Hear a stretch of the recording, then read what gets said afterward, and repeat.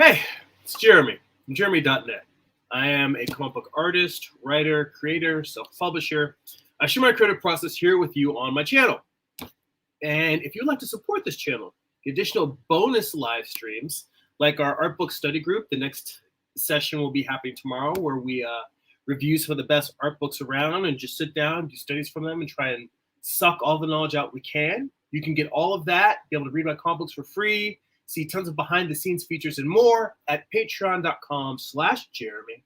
It's patreon.com/GERIMI.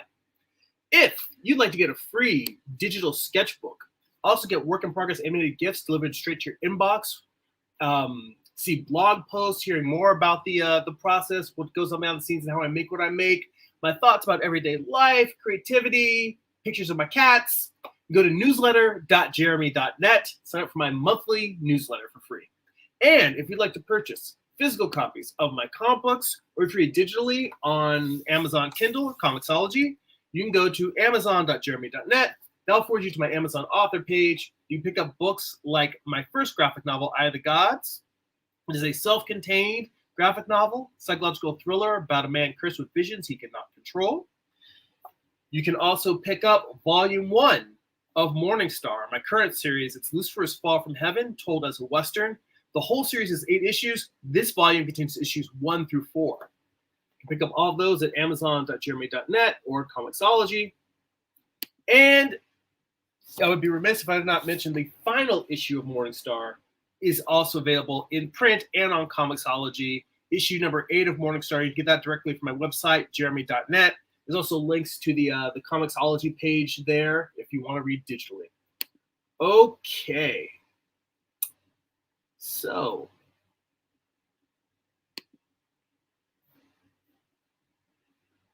what am I up to today? Good question. Well, I was thinking a lot about some questions that Cassiel asked last week in last week's live stream about perspective. And I was thinking about the fact that Procreate has perspective tools in it where it'll actually create a perspective grid for you. And it'll actually correct your drawings and make your lines snap to the X, Y, and Z axis based on where you place that grid. I know that that Clip Studio Paint has something similar. I'm pretty sure Infinite Painter probably has a perspective guide. Photoshop, as far as I know at this moment, does not, which I'm like, Photoshop, people, Adobe, come on. Excuse me. So I thought to myself, you know, perspective guides can help you draw things in perspective. But I am wondering whether perspective guides can actually teach you to draw in perspective. And what I mean by that is I feel like a lot of drawing, I feel like it's two things. And I can't really say whether it's 50-50 because it depends on the individual artist, their education and background, their powers of observation. But there's two things. There is the hand and there is the mind. There's two things. And both of those things need to be trained to draw well. You need to train the actual muscle memory to gain control over your tool to make it make the marks that you want. But you also have to train your mind to perceive things correctly. That's proportion, composition, values, perspective. You have to train your brain to actually see what is good when your perspective is on and when it is off. I'm not saying that I'm an expert in any of those things. These are all things that I'm a journeyman and I'm working to grow and learn as well. I see Professor Diaz is in the chat. Hey, thanks for stopping by. Thanks for joining us. But I have a theory that perhaps by sketching using Procreate or any other drawing programs, perspective corrective tools, that at a certain point you get used to seeing the drawings with correct perspective. And if you see drawings with correct perspective enough, then you're making the marks. Even if you haven't developed the muscle skills, when you start drawing without those perspective tools, maybe, it's just a theory, maybe your brain gets so used to seeing how it's supposed to look because you've been drawing with corrective tools on, that when you draw freehand, when you're drawing on paper or just drawing without those tools, your mind will start absorbing those correct proportions so that when you draw without, you're like, well, this doesn't look right. And you'll just know, even if you haven't worked out the perspective, you'll just know that this doesn't feel right. So I thought, let's play with this theory a little bit. I'm not going to spend the whole session doing this, but I thought I'd just sketch for a little bit, kind of similar to the sketches I did last week. What I'm going to show you is turning on the perspective guides. So there's lots of people that have lessons on how to do this in Procreate. I'm going to run through it. I can't remember where I looked it up and found out. It's in the perspective. It's on in the instruction manual PDF that that company that makes Procreate puts out. So it's not like it's a hidden feature or anything. But if you go under the settings, when you've got the actions, let's see. Professor Diaz asks, do you think that I can memorize everything I draw? That depends on how good your memory is. For someone like Kim Jong-il, one of the reasons why he's able to draw so many things is because he spent years doing observation. So the real question is, how much observation do you do? If you do a lot of observation, then you probably can memorize everything you draw. If you don't do much observation, you can probably still memorize everything you draw, but you've only memorized a few things. So spend some time doing observations. The drawing perspective. Okay, so the first thing you want to do is turn on the drawing guide. And when you turn on the drawing guides, you can see a grid appeared on the screen.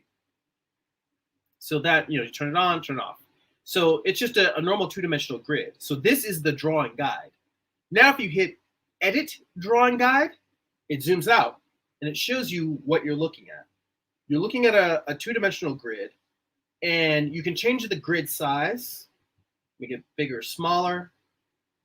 The default was like 82 pixels, so I'm just gonna go back to about that. It's close enough. Actually, I have no idea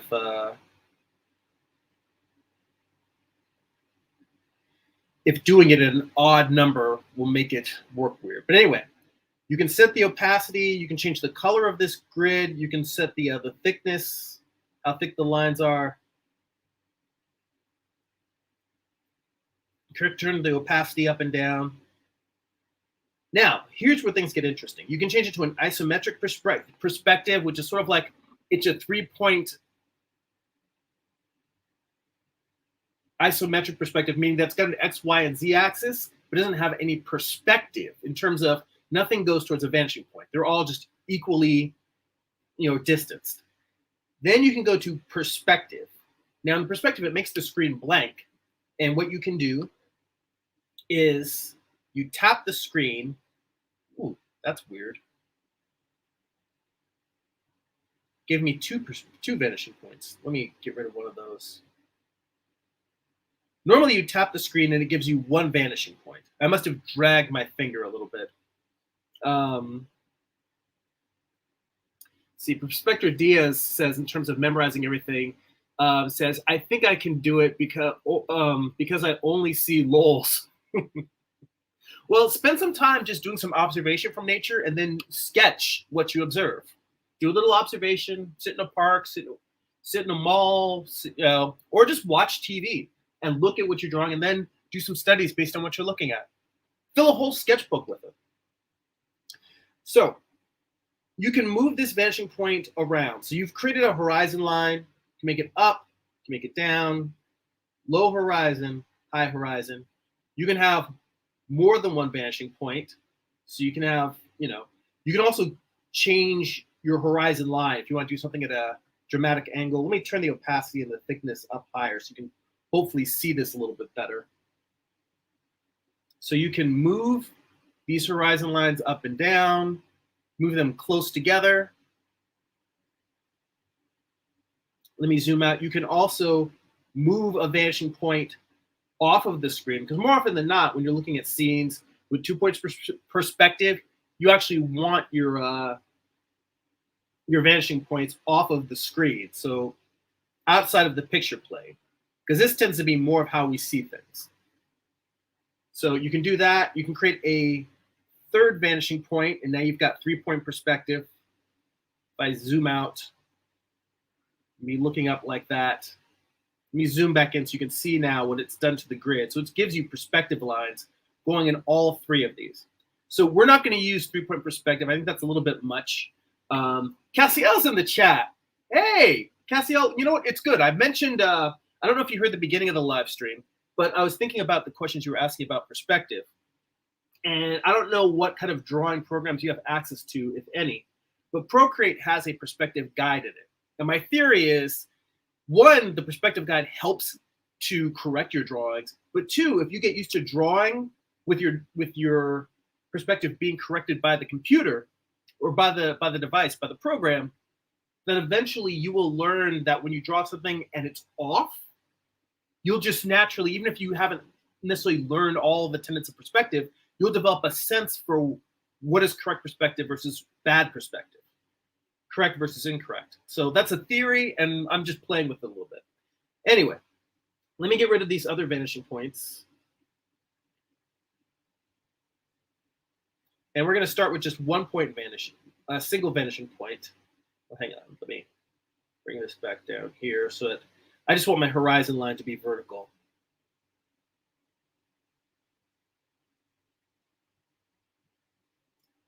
Okay, that's about right. Get rid of that point. All right, so now we have a single vanishing point. Let's make this a high angle up here. Let's see here. I see Andrew's in the chat, and he says, is that a new feature? It's possible I just never knew how to toggle it. I don't know at what point they added this to Procreate, but it's been there for at least a year or more. I don't think it was in the initial launch of Procreate, but I think I had Procreate probably one of its earlier versions, and it was before I had an iPad Pro. It was, let me this way, Procreate was around before the Apple Pencil was around, or it might have been right around the same time the Apple Pencil was created. And I had one of the earlier versions, and I'm pretty sure it didn't have this drawing guide in it. But point being is that it's just under the little preferences tool at the top. So let's say that we've got just this simple, 1 point perspective. I'm going to put this at about a third and a third. Now, the last thing you want to do is there's assisted drawing. That's a little tab there. You click that, and once you click that, it will actually, on the layer you're drawing, it will snap to the perspective. And I'll show you what I mean by that. Let me hit done. And pardon me, I have to blow my nose real quick. I'm having a bit of an allergy attack today. Sorry, it comes and goes. You've seen me have it before.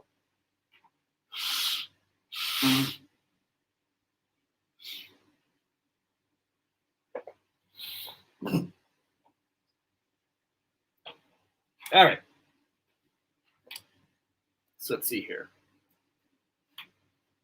So now what happens is if you've got I guess I don't really need to go back and forth with it, but now if I draw, it says assisted. Let me zoom in so zooming in doesn't help you on the live stream because it doesn't zoom in on my menus. Now the layer that I'm drawing on up here, this little layer, the blue one, it has a little word where it says assisted on it.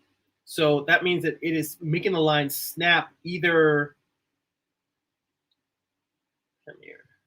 Where's my brush size? That's too thick. Get down here. So it'll snap. Let me do this a little bit further over. So it'll either draw horizontal, vertical,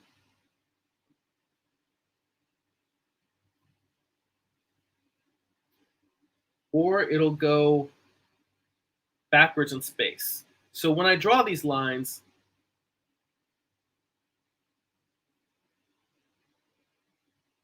Procreate is correcting my perspective. I'm not doing this with any level of precision. I'm just sort of drawing lines in here really loosely, and it's just snapping them on there. So with this, kind of the thing I mentioned before is you can decide, because it's not letting me draw organically, you can decide, let's say that this is the height of a person, this little box right here.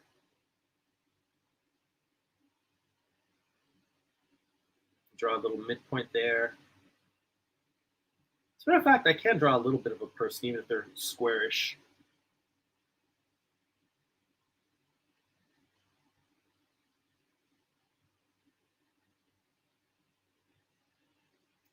Let's say there's just a little person there. Little robot guy. So you've got this little person. You can now, now that you've got this little person, you can, again, like I mentioned before, you can say, all right, let's say there's a person standing on top of this building. I can go up, and let's say, all right, we know that this is how tall this person is. Let me draw a line here and then over. So now this line is perpendicular with this little person. Or actually, you know what? No, that's not true. Because this guy is drawn over here by this floor. Let's say we go over here. We go up.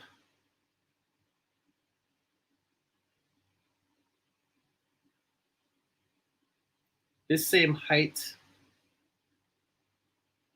That's how tall the little guy would be standing up here. So you can draw now another person standing up here.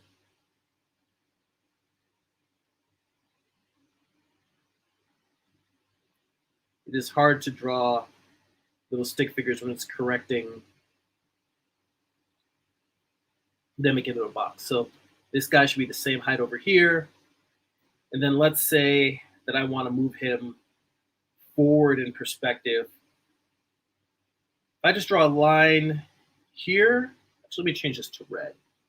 I'll come back and take a look at the comments in a second. But if I draw this red line here to here, anywhere along here, this is how tall our little guy would be if he's all the way up against the picture plane. So same guy, his little head, his little body.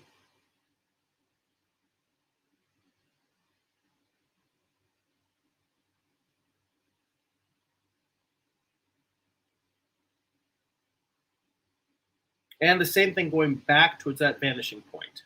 Anywhere you go along there, that height is going to be how tall that little guy is. And now you can also go across the picture plane. Anywhere in the picture plane, you can use that now to figure out, like that you basically established your scale in this is in measurement in terms of heights of a person.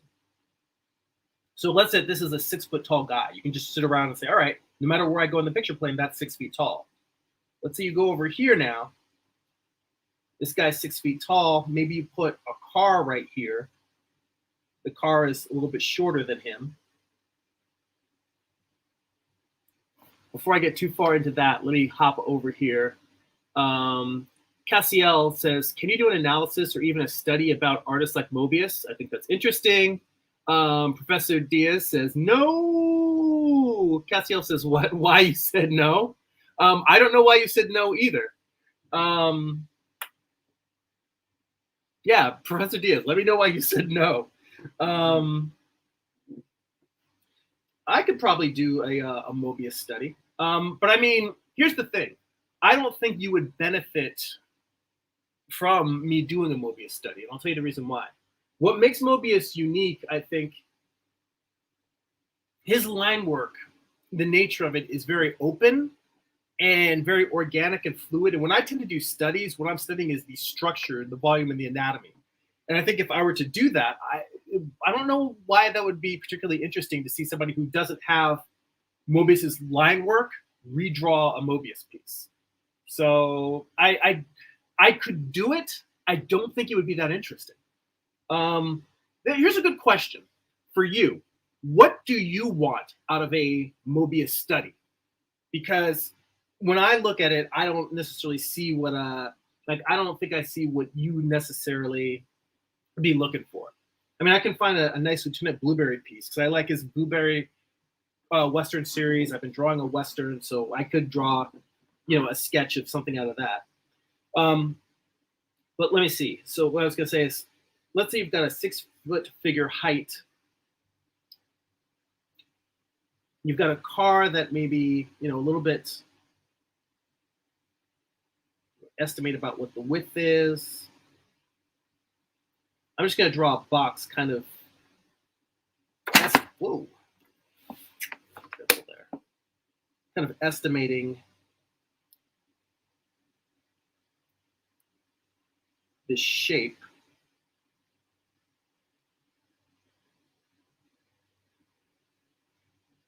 So let's say we divide this into thirds. Believe it or not, having the box correct the perspective for me makes this very easy, but not being able to draw the organic lines of the vehicle actually makes this very, very hard. Cars are one of those things where we think of them as being, it's all mechanical shapes, but most vehicles are a very unique blend of the organic and the mechanical. It's one of the reasons I think that we love cars so much, is that they have those beautiful organic lines mixed with those mechanical lines.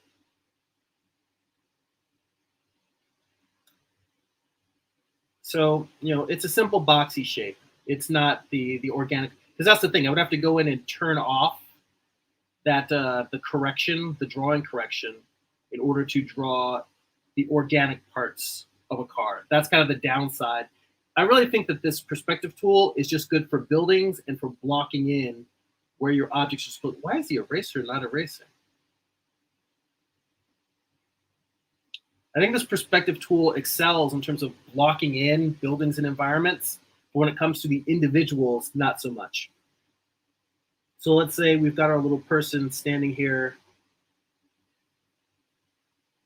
next to the car. All right, so you've got a vehicle there. But then let's say here's a sidewalk, and you're just estimating, all right, let's say the sidewalk is twice as wide as the car. You've got the car width there, another car width. So you've got a long sidewalk.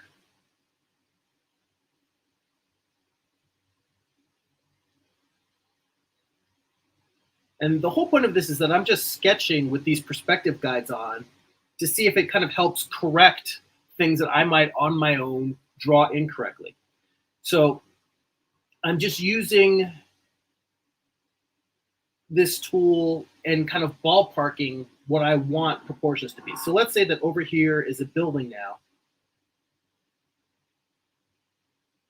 And if we've said that the, look at that, just snapped right back into place. We've said that our measuring tool is, or our measuring scale is 6 feet tall for a person. Let's say that we go over here now, and here's our 6 feet. Let's say that there's a 12-foot doorway. So make the doorway twice as tall as that person.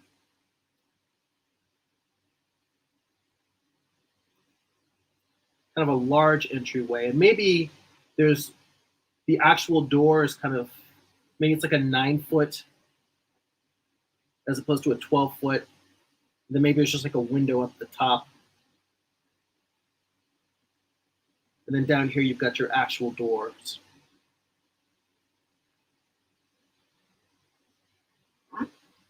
Then maybe you've got, I forget the name for the part of the facade that's above the doorway, but you've got like a dividing area between that floor and the second floor of the building. You've just got like a bank of windows up here. I'm not even doing any tricks to keep these in proportion, because there are measurement tools you can use to make sure that each window gets proportionally smaller, like the whole thing of like railroad tracks going into the distance. I'm not using any of those, but that's just because this is just me sketching and playing with the guided tool on.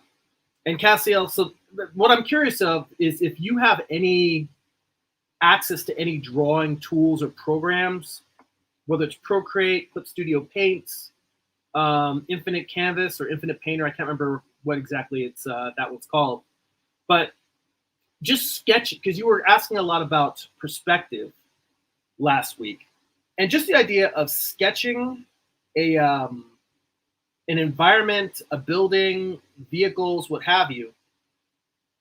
Let's say we put a street over here.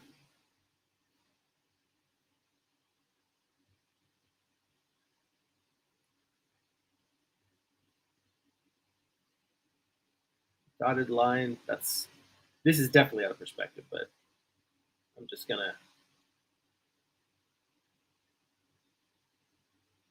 it's easier, just put like a second line down there. Other side of the road, more sidewalk. They follow this line.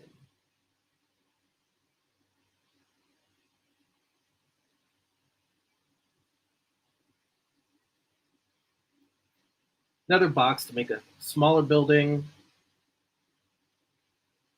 Another large building behind it.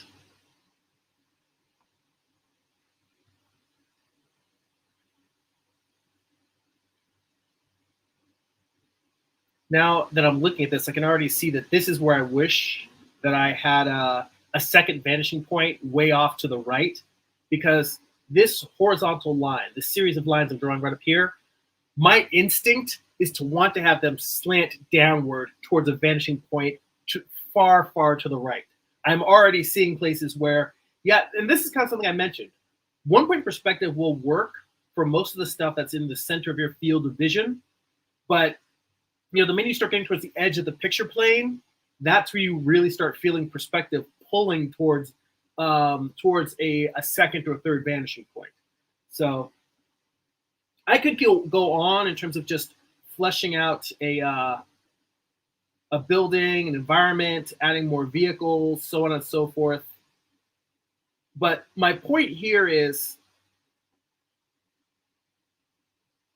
while I definitely think that an artist, particularly a comic book artist, should study perspective, get a good book on perspective, take classes and courses on perspective, if you find perspective intimidating, if you find it challenging, if you find it just something that you don't feel like you've got much of a facility for, maybe practice drawing with one of these programs that has a corrective element to it.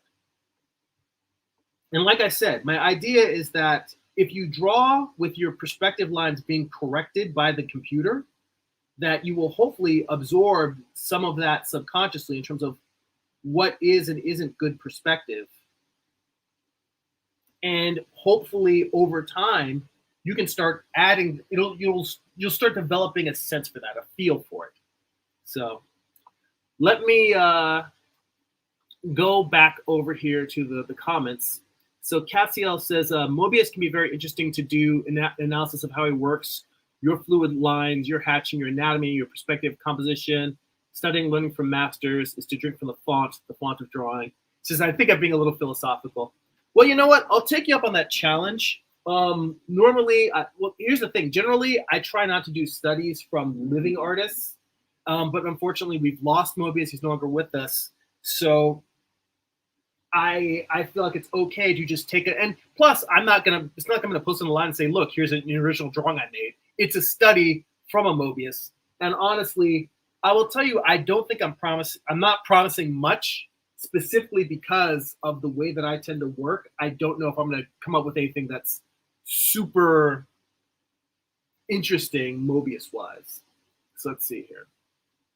Doghouse in the chat says, I'm having an interesting time figuring out perspective when my goal is cartoony curvy look. For instance, think of a cartoony car that rears back and gains more bulk before taking off. Well, that is a different kind of perspective. Let me turn off these guides here. So I got to go back in here. I can just turn, let me edit the drawing guide, turn off assisted drawing. I don't know if assisted drawing, that's actually a good question. I wonder if assisted drawing turns off automatically when you turn off the guides. So let me turn off the guide. And now let's see what happens. Nope, it is still snapping. So I have to turn off both. So here, go into edit drawing guide, assisted drawing off. And now I can turn off the guide. So you can use the guide without using the perspective grid. You can also use the perspective grid without using the guide, which I don't know why you would want to use the assisted drawing without seeing the guide there. But, you know, it's good to know that you've got that option. So in terms of having like a car that's rearing up, I don't think that perspective is necessarily what, if you're doing something cartoony, this goes back to something we talked about last week in terms of you can draw an entire environment. This was later in last week's live stream towards the end. But the short answer is if you've got your picture playing, let me go back to, no, I'll leave it like this. If you've got your picture playing, you can draw curved buildings, curved streets, lampposts that curve down. It's more about, have you created an environment that feels cartoony? Or, you know, you might draw something that has very normal buildings and a normal, straightforward, rigid, you know, perspective that we think of in the environment, but the people or vehicles, those may still be cartoony. Or vice versa. You might draw something with realistic proportion and realistic perspective figures and cartoony environments. But when you're talking about cartoony forms, what it comes down to is not perspective per se, but convincing sense of volumes. So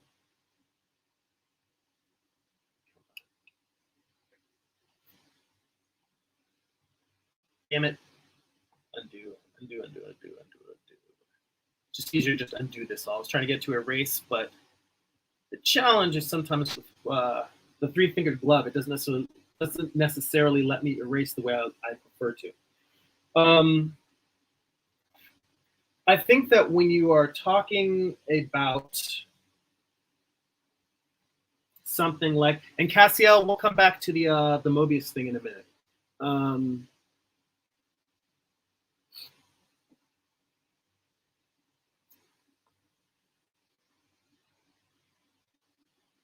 When we're talking about, let's say, a vehicle that's going to be rearing up and being more cartoony, what we're thinking about is form, not perspective. So let's say that you've got a road here. Now, if you have a car that's not cartoony, you can draw a simple box, and that car is just, this box represents a vehicle driving up that hill. Okay? Now, let's say that you've got a vehicle that's rearing up and it's cartoony. You might have that vehicle with the tail really large and the front squished down. That might be a little bit too much of a squish.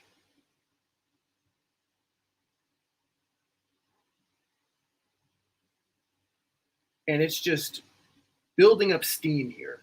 It's building up steam before it's getting ready to launch up this hill.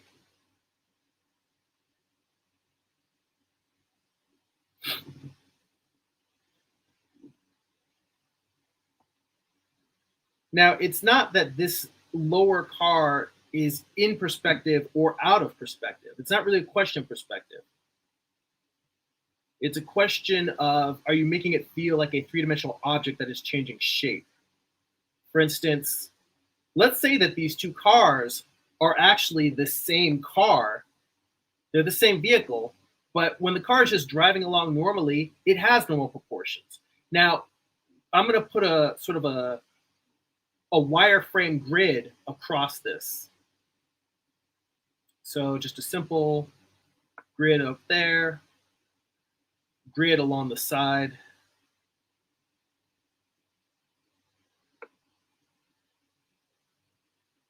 Make this line a little bit darker so that you can tell if this is the side panel.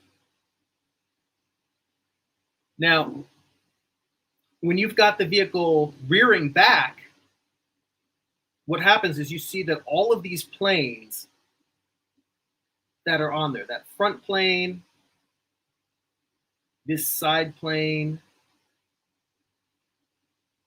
all of these things get distorted. So if I were to draw all of the vehicle, all of the wheels, the windows, the side mirrors, what you would do is you would look at how the vehicle normally looks and understand how you want it to visually distort. So as you can see, you need to understand perspective.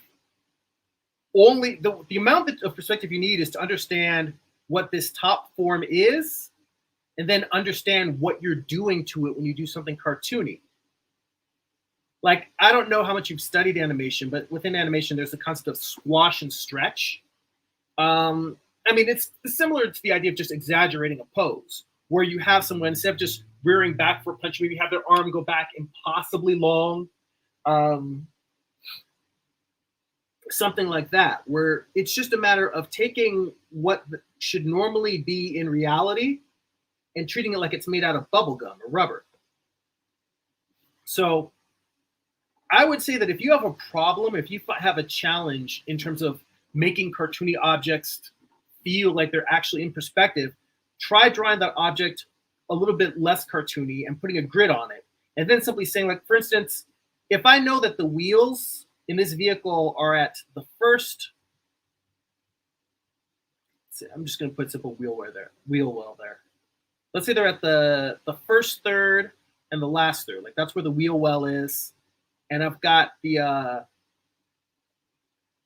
let's say the cabin of the car, the windows are basically lining up with those wheel wells. So all I've got here is just the windows.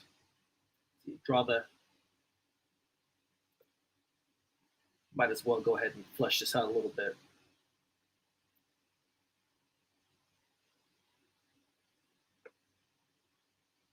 Let's say that this is the car driving along, not super cartoony.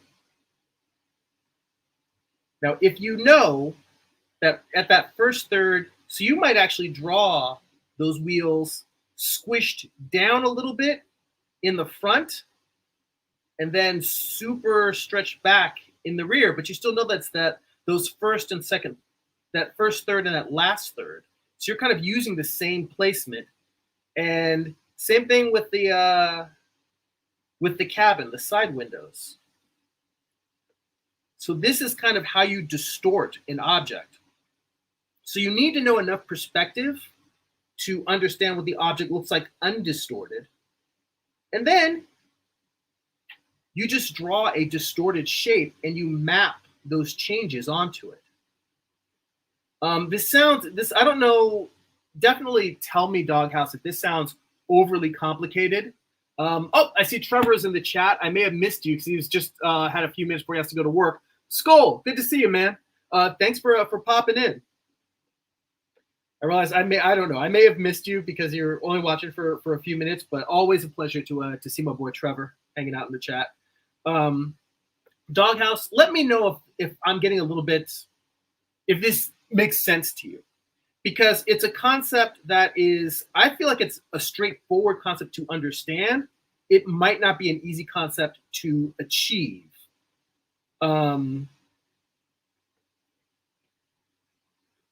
But it's simply a matter of taking a form, taking a very simple form, like a box, a sphere, what have you, whatever the shape is, and then just doing the normal version of it. Hang on. This can actually correct ellipses. Bet you didn't know that, huh? If you draw an ellipse in Procreate, you can draw it and just let it reach the tip and it'll correct it. And then you can have it adjust it. You can have it stretch the ellipse, tweak it, spin it, rotate it. So, you know, that's pretty handy. I don't know if you guys knew that that Procreate could do that. It's a pretty cool feature. But the point is you can draw the simple unwarped version and then draw a warped version. And then you just draw, if this was going to be, I don't know, I don't know if it's going to be a person's head, but let's just, for either way, let's just say it's a space station. Hang on. In that case, let me draw this like you're actually looking up at it. It's funny, I showed you how it could just assist me in drawing ellipses, and yet I insist on drawing the rest of these like just sort of loose and rough. I don't know. So let's say it's a space station. Let's say you're drawing the Death Star. And then all of a sudden you've got the Death Star, I don't know, getting sucked into a wormhole. You might put, like, let's say that you've got that big opening that's on the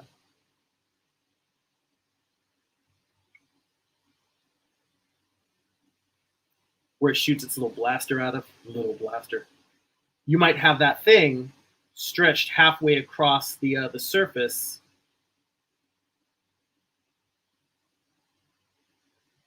of said Death Star, and it would also probably be rounding on the back and the front. When I say rounding, I mean that there would probably be some more curve of this circle along this surface of this elongated shape now that it's being twisted. So it really comes down to twisting forms and making them malleable. So let's see. Oh, Amar's in the chat too. Says happy Sunday. Good to see you, Amar. So Doghouse says that was helpful. Says makes sense to map it out roughly first in a more natural perspective, then distorting. Yeah. And let me tell you, I would say that this idea of mapping it out and distorting it, I would save that for when you are having difficulty, because I think it's probably better to go with your gut instinct and just draw cartoony things, draw a cartoony vehicle, draw a cartoony building, draw a cartoony person, draw it by instinct first. If that looks weird and you're like, this doesn't look right, I need to fix it, then try the mapping. Because I think it would get tedious to have to map out every single thing you drew that's going to be cartoony if that's your natural style. So I look at this more as, you don't take cold medicine every day. You take cold medicine when you have a cold. So I would treat this idea of the mapping as a way to solve problems when things aren't working. But if you're just drawing on your own and things are flying, go with God. Just have fun, draw, do cool stuff. Okay, so back to Cassiel's thing about Mobius. Let me see if I can find a Mobius piece to work from.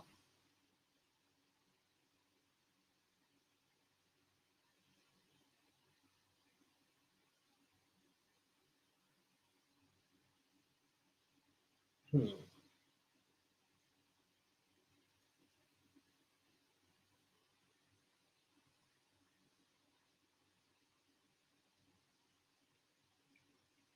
see here. Let me find an image. And stuff, I have to find one that isn't super complicated because Mobius's work is super complicated.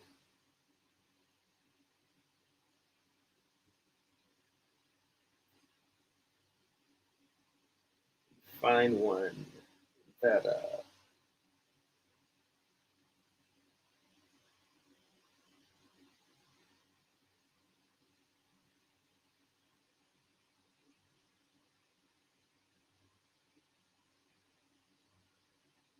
trying to find a good figure piece. All right. I think I have found one.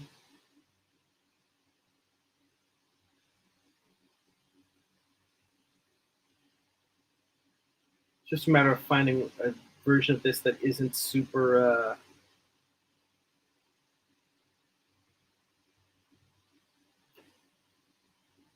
all right.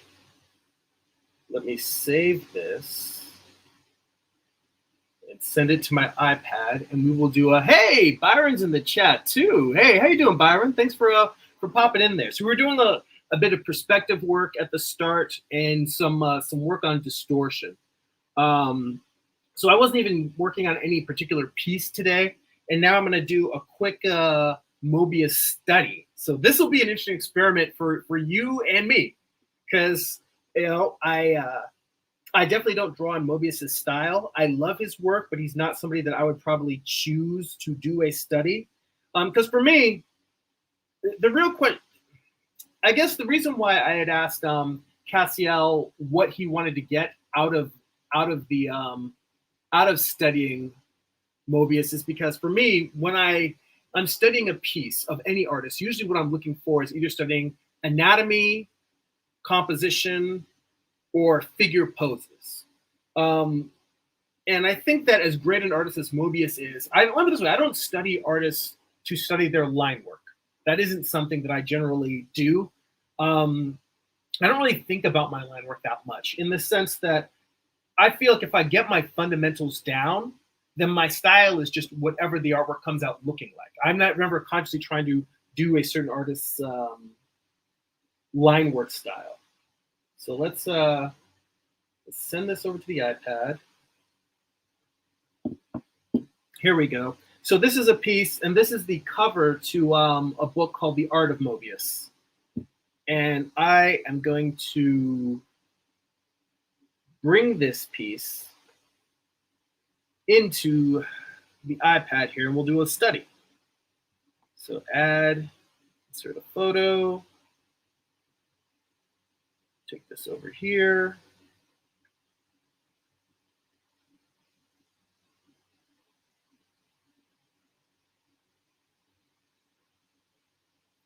So this is going to be kind of an interactive, and Cassiel, hopefully you can kind of chime in here as I go. Let's see, some more comments.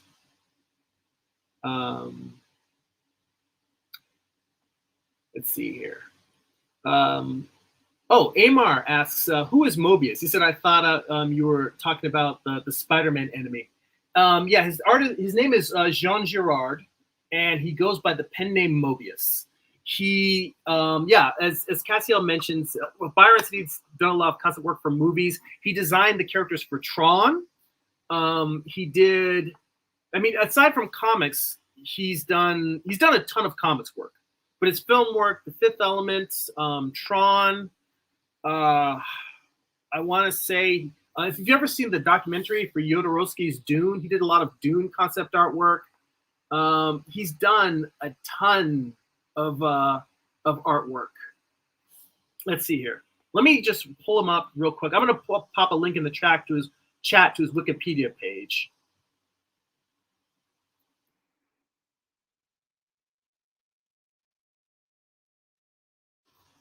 All right. So I'm going to throw a link in the chat real quick.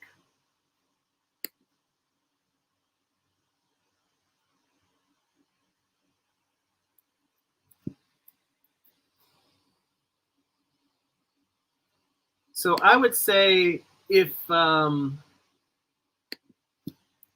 wouldn't say that he's the Jack Kirby of French comics, but I would say that he's probably like the Neil Adams or the Gil Kane. Like he's an artist who has just influenced so many people, but he's definitely a lot more cartoonier than Neil Adams. Man, I mean, I don't know. That's the thing. There is no American equivalent to Mobius because he's Mobius. Like Mobius is one of a kind. I think for different artists, and plus, I don't think I'm as well versed in terms of how Mobius is thought of in terms of Europe. Obviously, he's, as much as we appreciate him in America, internationally, he's appreciated even much greater degree. Like the fact that Amar, you were like you hadn't heard of him. But yeah, Mobius, wow, I can't even say enough. He's an amazing artist. So, which is one of the reasons why doing a study of him sounds nuts to me, because he's one of a kind, and he's not somebody who my particular art style, I think, meshes well with. So, I mean, for me, when I start with any drawing, I'm not really starting with the surface. I'm starting with the volumes and proportions. So let me lower the opacity here a bit.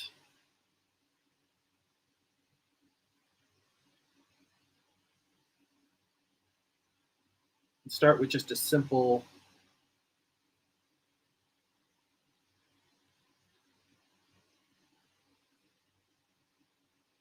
blocking in the hips,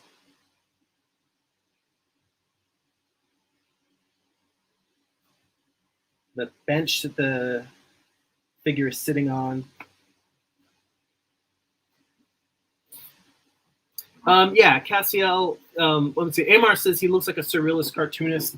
You know, it's funny. Like all of the people that I can think of, you know what? He's kind of like a Salvador Dali-esque. That it would actually be a fair, when you mentioned surrealism, imagine if Dali made comics. That's kind of what Mobius is. But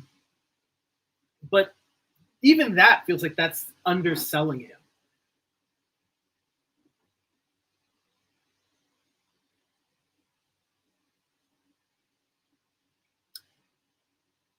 And he has done some work. He did a collaboration, a Silver Surfer story with Stan Lee. I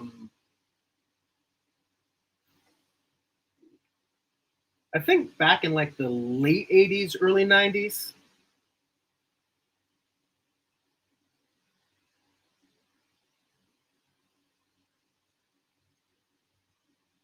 And Cassiel, I'm curious if you have ever tried doing a study of Mobius. Because for me, I mean, it seems the reason why I was so hesitant is because Mobius is so unique that I almost feel like there's not much point in doing a study of him. I'm undoing a bunch of these lines because I'm looking at where the building ends and the proportion for that, and I'm seeing that my drawing is so off that I kind of want to go back and fix some of that.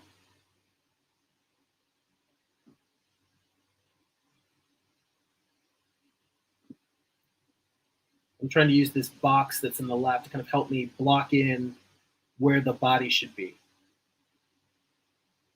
You see, this is the reason why I was hesitant, is because for me, when I started drawing, I'm busy working on these primitive volumes and proportions. Like I'm not even drawing anything. Like you could have any artist doing this illustration. I mean the illustration that I'm working from. Like you could have Kirby or Neil Adams or Walt Simonson or Howard Chaykin.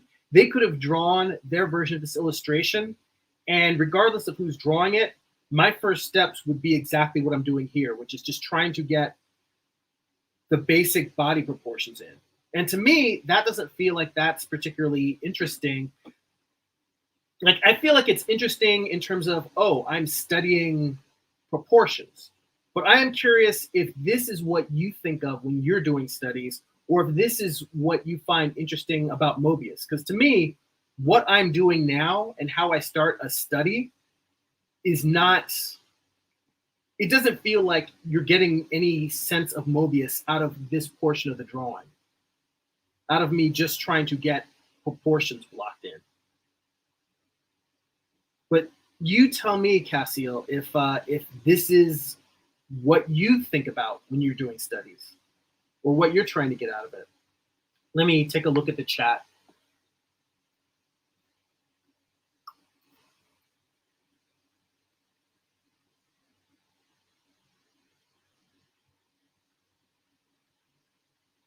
Oh, Byron mentions they did inspire Miyazaki. So I can definitely see that.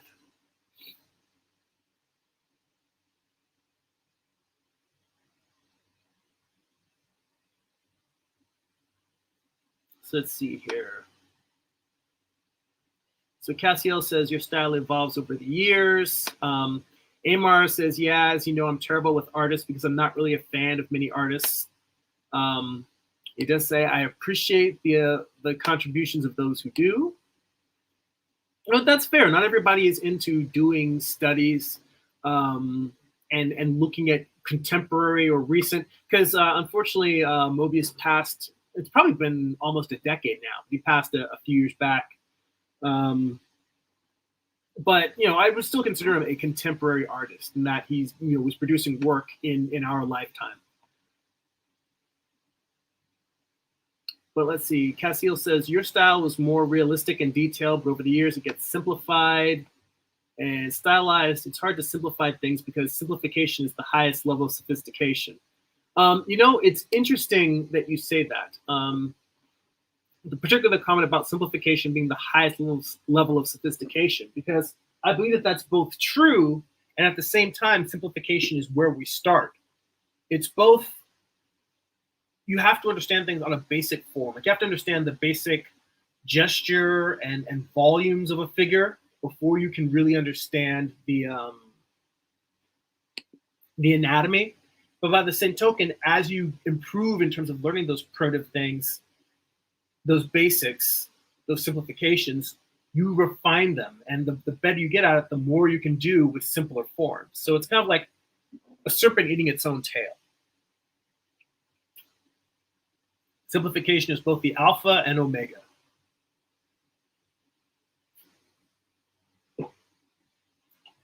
Super chatty. It's drying me out here. Let's see here. So Amar says, I look at the technical application and medium more than the artist. It's an interesting.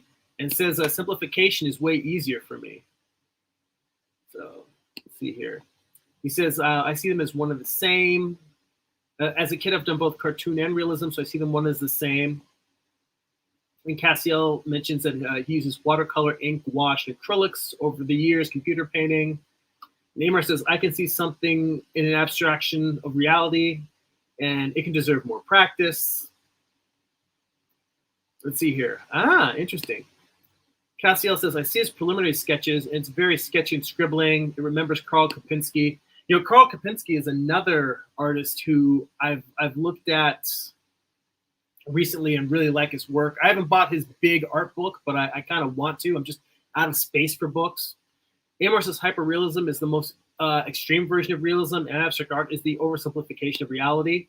Again, opposite ends of the spectrum. Very good point. So let's see here.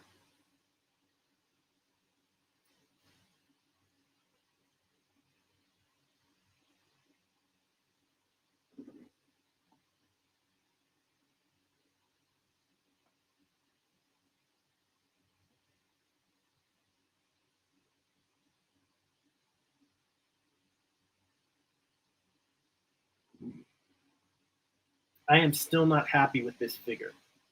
In fact, like I'm drawing this study. Maybe it's because I'm putting too much on the fact that it's Mobius, but every line I put down, I hate. I'm just like, it's not good. It's not good. None of this feels Mobius-esque. I think I need to sit down and just take a mental step back and say, all right, how do I start a figure? I kind of need to forget that I'm drawing Mobius for a minute and just create a surface for a figure to sit on.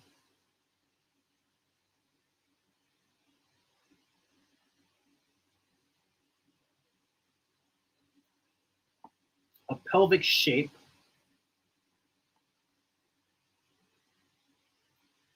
An upper torso.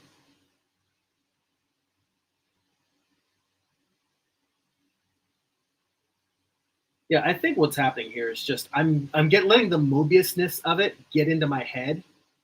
Because when I look at Mobius, all I think is I can't draw like Mobius. And I'm letting that make it difficult for me instead of just drawing.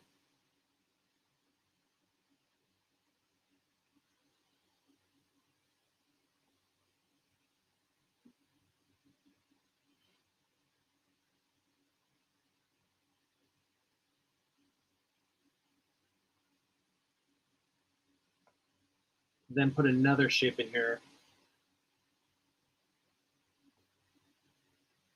with this head, with this long head piece.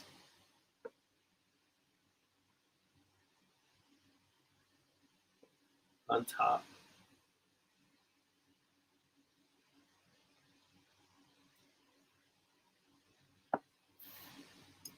Let's see here.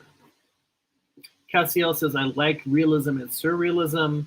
Amar says, I plan to have pieces in both. I've done realism and, let's see, one or two surrealistic pieces. I recently have done quite a bit of abstract art. Byron says, worry about the figures and shapes first. Yep. And Salvador Dali, that's why I had gone to Dali as the closest thing I could think of, just comparing to Mobius. But I feel like that just doesn't capture him, particularly because while Dali is an amazing and prolific artist,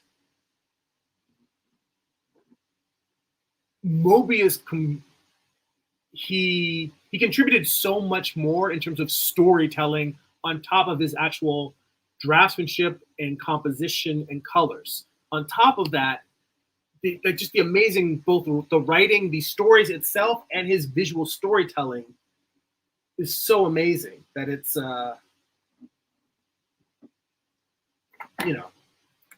I kind of feel like I would give, maybe it's because I'm a comic guy, but I feel like I want to give more love to Mobius than I do to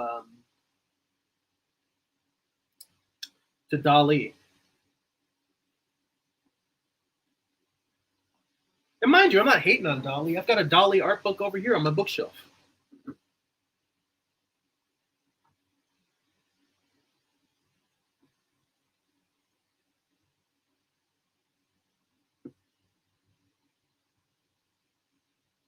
But yeah, I'm just trying to get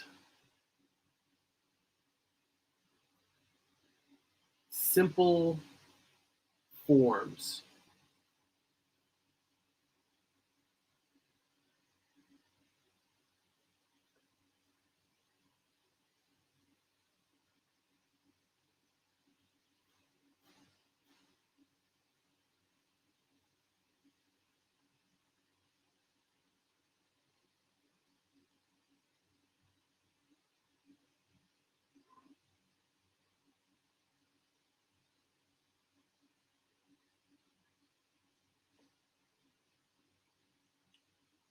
Yeah, these legs don't feel long enough to me. And I feel like the head is actually, I feel like I've maybe made the upper body a little bit too large.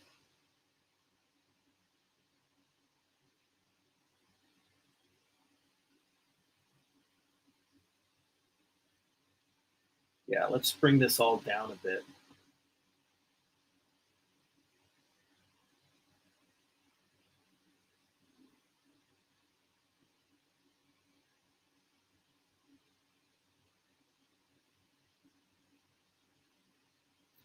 It's amazing how something as simple as just a seated figure can be giving me so much trouble.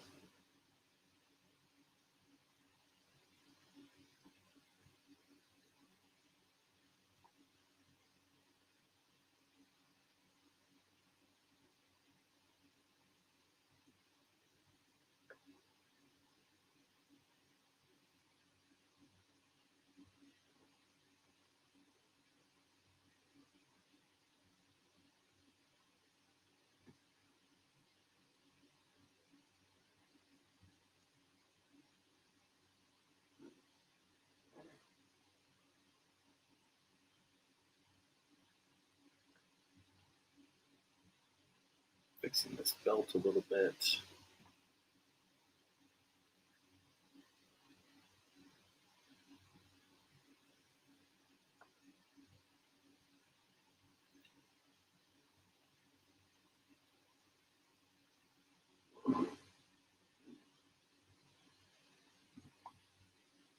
I feel like these legs actually are going down a little bit farther, at least they should.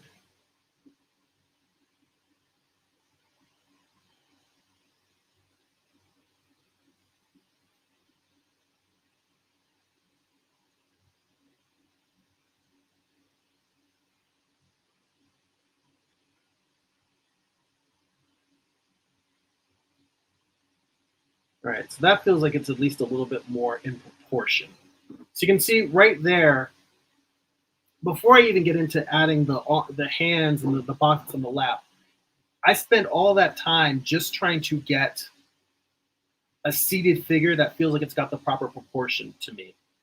So sometimes proportion comes right away. I just sit down and I sketch it. And I feel like when I'm doing figure drawing, I have a better shot at capturing that as opposed to drawing from a finished illustration. Because when I'm doing figure drawing, I'm just looking at the nude figure. I don't have to think about the clothing, the environment, all of these other things that for me, I find they're additive, but they're challenging because every little thing that's added to the image is another thing to distract me from the fundamentals. And I guess the hardest part that I constantly struggle with is staying on task, staying focused, not getting distracted by all these little details. So, and again, part of it is I'm drawing from a friggin' Mobius piece.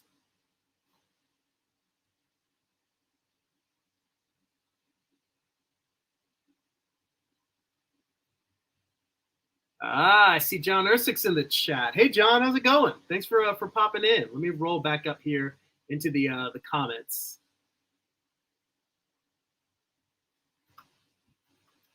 So let's see here. So Amar says, I do hear people say when things are difficult, but I think most put the act of doing it when something is different as being difficult. Let's see here. Byron says, you can't let the mentality of I can't draw X get in the way because that will prevent you from drawing X. The first step is fully believing you are capable of achieving the same effect. And Amar says, in reality, it's all about understanding the how, and then find out how to articulate the art style or technique. You know, Amar, I'd love to see you do some Mobius-inspired pieces because you're really good at mimicking a wide variety of styles. And if you look at Mobius, it's like he has the imagination of Salvador Dali, the color palette of Maxfield Parrish, and the line art of, I can't really say Heinrich Kley because he's neater than Heinrich Kley. He's much more precise. I mean, he can do loose, sketchy stuff. I can't think of who his line work reminds me of. Like in terms of somebody who's more of an old master. But if anybody else has any thoughts on who they would compare, like old, like, you know, pre-20th century artists, like who you would compare Mobius's line work to?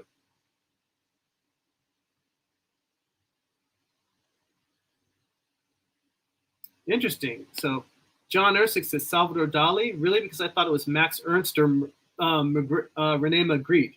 Dali came in the second wave of surrealism. There's a whole history here that you're ignoring. Now, and Byron chimes in there. Now, mind you, I know very little about the history of surrealism. My knowledge of surrealism basically begins and ends with Dali. I did have a chance to visit his actual home when I made a trip to Barcelona a number of years ago, and it was pretty amazing going to his house. And I knew of, obviously I knew of Dali, but I think I had one art book on Dali before I went to the trip, and then I bought a few other books while I was at the museum. But I've never dove deeply into surrealism as an art movement, so I'm not qualified to give a dissertation or a lecture on surrealism. Let's see here. Amar says doubt and perfectionism and comparing can ruin all of that motivation and belief to do anything. Let's see here. Castiel says it's just an example. Amar says surrealism began with cave paintings, and Castiel says that I know there's more surrealism. Amar Byron says just work. The comments are jumping past me. He says just work from big to small like always. Don't get distracted by the unnecessary details until it becomes necessary.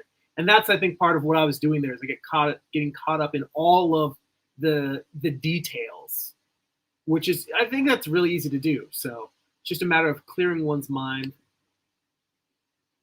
See, Amar says, I can also see some steampunk artists being influenced by this artist. Castiel says, I like the simplified book forms from Morpho, simplifies the anatomy in a way.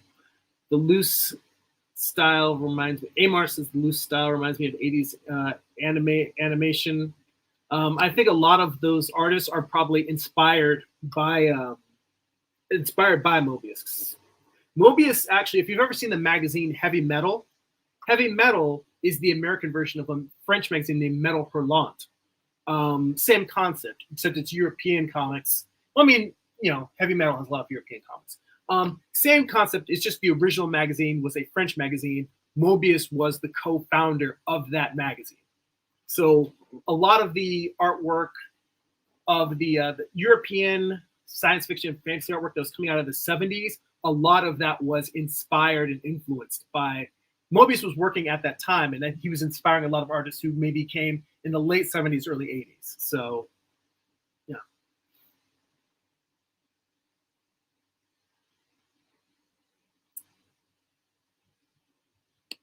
And Byron says, to be fair, the history of art is vast and unending, so it isn't really fair to talk about everything. You're going to miss something. Yeah, we'd be here all day talking about like the different rabbit holes to go down.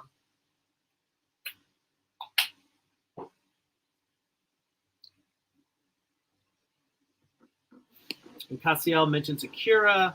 He says he really likes Akira and the Miyazaki movies, which again makes sense if Miyazaki was inspired by Mobius. Let's see here. Cassiel says, did anyone watch the 2001 movies, 2001: A Space Odyssey? I actually saw it in a film class when I was in college. And I will tell you that I thought it was brilliantly made, but I found it very hard to sit through. It's very slow and deliberate in its pacing. Oh, I scrolled. I missed a whole bunch of comments in the middle, but John mentioned in terms of when I was starting the sketch, he said, I think it's a translation problem. I misinterpreted your words. He says, I've been lurking. Jen says hi as well. Hi, Jen. Hope you're doing well. I hope both of you guys are doing well. Let's see here. Yeah, there's a whole bunch of comments in here in terms of surrealism and ancient art. Let me get back to drawing some more. Oops. Whoop, don't. That is how I end up accidentally skipping through and logging myself out of the chat. We're already at about, an hour and 10 minutes. So I'll get a little bit further on with this Mobius study before I leave, but I am curious, Cassiel, if what I'm doing so far is what you expected to get out of seeing someone do a Mobius study. Because, again, my whole thing, and I'm curious, with other artists who are more familiar with Mobius, like John or Byron, if you guys feel the same way I do, that there's some artists, like doing a study from an old master is almost like doing a figure study from a life model, because they mastered proportion and anatomy so well. But I'm curious if other people who are familiar with Mobius share my idea that I don't know if there's much point in doing a study from Mobius, because Mobius is so much of a force unto himself. He's so singularly unique as an artist that there isn't necessarily a point in doing a study of a Mobius. I mean, studying his color palette or his composition is one thing. But to just say, I'm going to do a master study of a Mobius. I think that if there's the idea that you want to do a piece of Mobius fan art, that is one thing. And if I'm going to do a piece of Mobius fan art, I don't know if this is the piece I would choose. I chose this because this is more of what most people think of when they think of Mobius. If I were going to do a piece of Mobius fan art, I actually was going to start with the Lieutenant Blueberry piece, because, I'm a fan of Westerns and I've been drawing a Western. And that feels to me like what I would do fan art of Mobius of. But then I thought, this piece here is more indicative of what most people who do know Mobius, I mean, hell, it's the cover of one of his art books. So this to me looks more like what people think of when they think of Mobius. So I just thought, all right, in in the spirit of trying to genuinely honor doing a Mobius study, let me do something that's more in line with what people think of when they think of him, as opposed to doing something that is just what I would do. And even the perspective that he's got on the box lid here, I just noticed how perfect it is, and it lines up. Like I started just making a line that didn't really even, a lid that didn't really line up. But then I noticed how the box that Mobius drew here, this box will close correctly. If you look at the perspective on that little box he drew, the lid will line up if you close it, as opposed to when I first started drawing it, it was just rough and loose. These are the things that I look for when I look for a study. I don't look for the beautiful line work that we think of when we think of Mobius.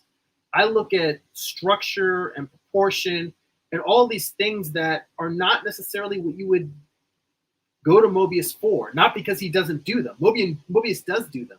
But when I see these things, like that thing about the box I just noticed there, I don't think most people are looking at Mobius for how well he draws boxes. They just aren't.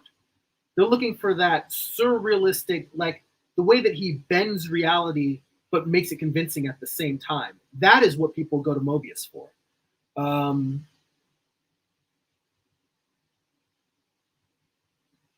So I am curious, Cassiel, if this is what you thought that I would get out of doing a Mobius study, if it's what you thought you would get out of watching someone do a Mobius study.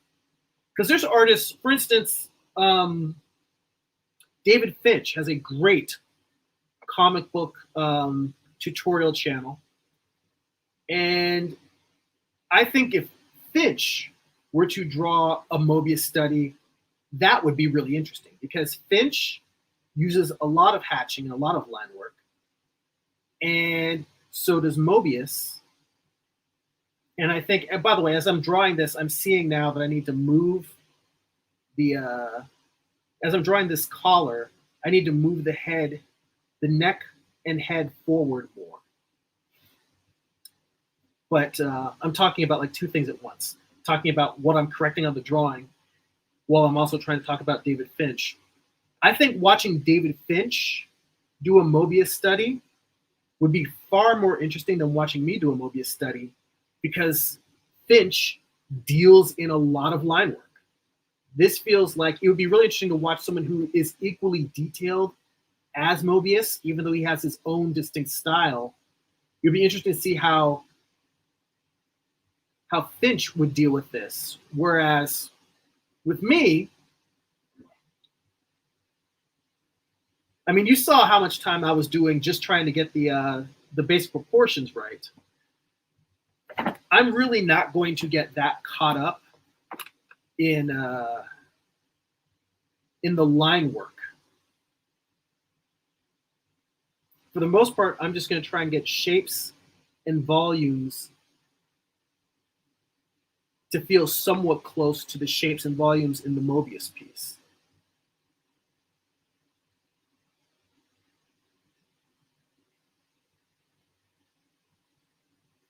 And I think it is good for artists when they are doing studies to have a sense of what they want out of the study. I mean, and I don't think it's bad to do a piece of fan art for the sake of doing a piece of fan art. You like that artist, you just want to draw or copy a drawing by that artist. I think that that is worthwhile, whether you're doing it educationally or just for fun. But for me, generally speaking, when I do a study, I'm doing it with a distinct purpose. There's gaps in my skill set that I'm trying to fill in. And I find an artist who does what I'm trying to do well. And I try to learn from them and mimic what it is that they're doing.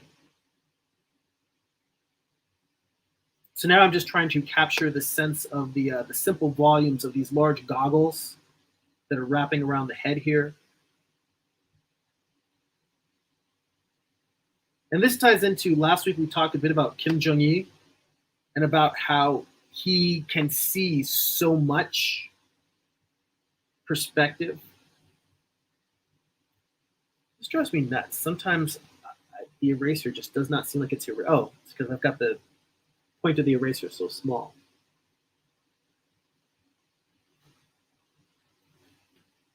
that Kim Jong-il can just draw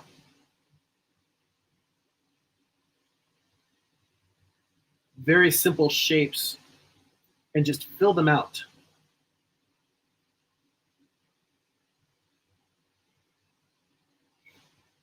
So you can see I'm getting more and more detail now, but it's not detail for the sake of detail. It is me just trying to capture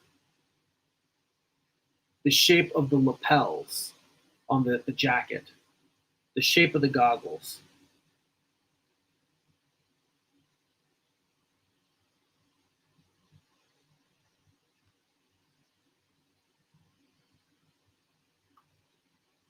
Let me make the shoulders a little bit.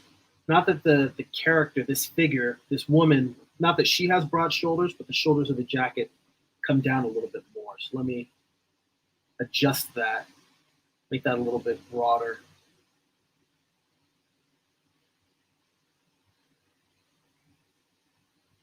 It looks like she has some sort of scarf dangling from her neck.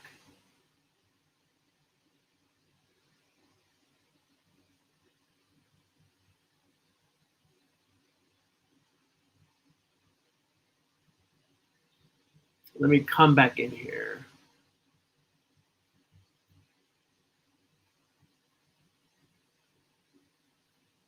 Yeah, the chat is hot. Cassiel says the chat is alive. You know, I've noticed that lately. People have been getting in here, lots of great comments and feedback, and things get really popping to the point where it's like I have to draw for a little bit and then just hang out and talk for a little bit.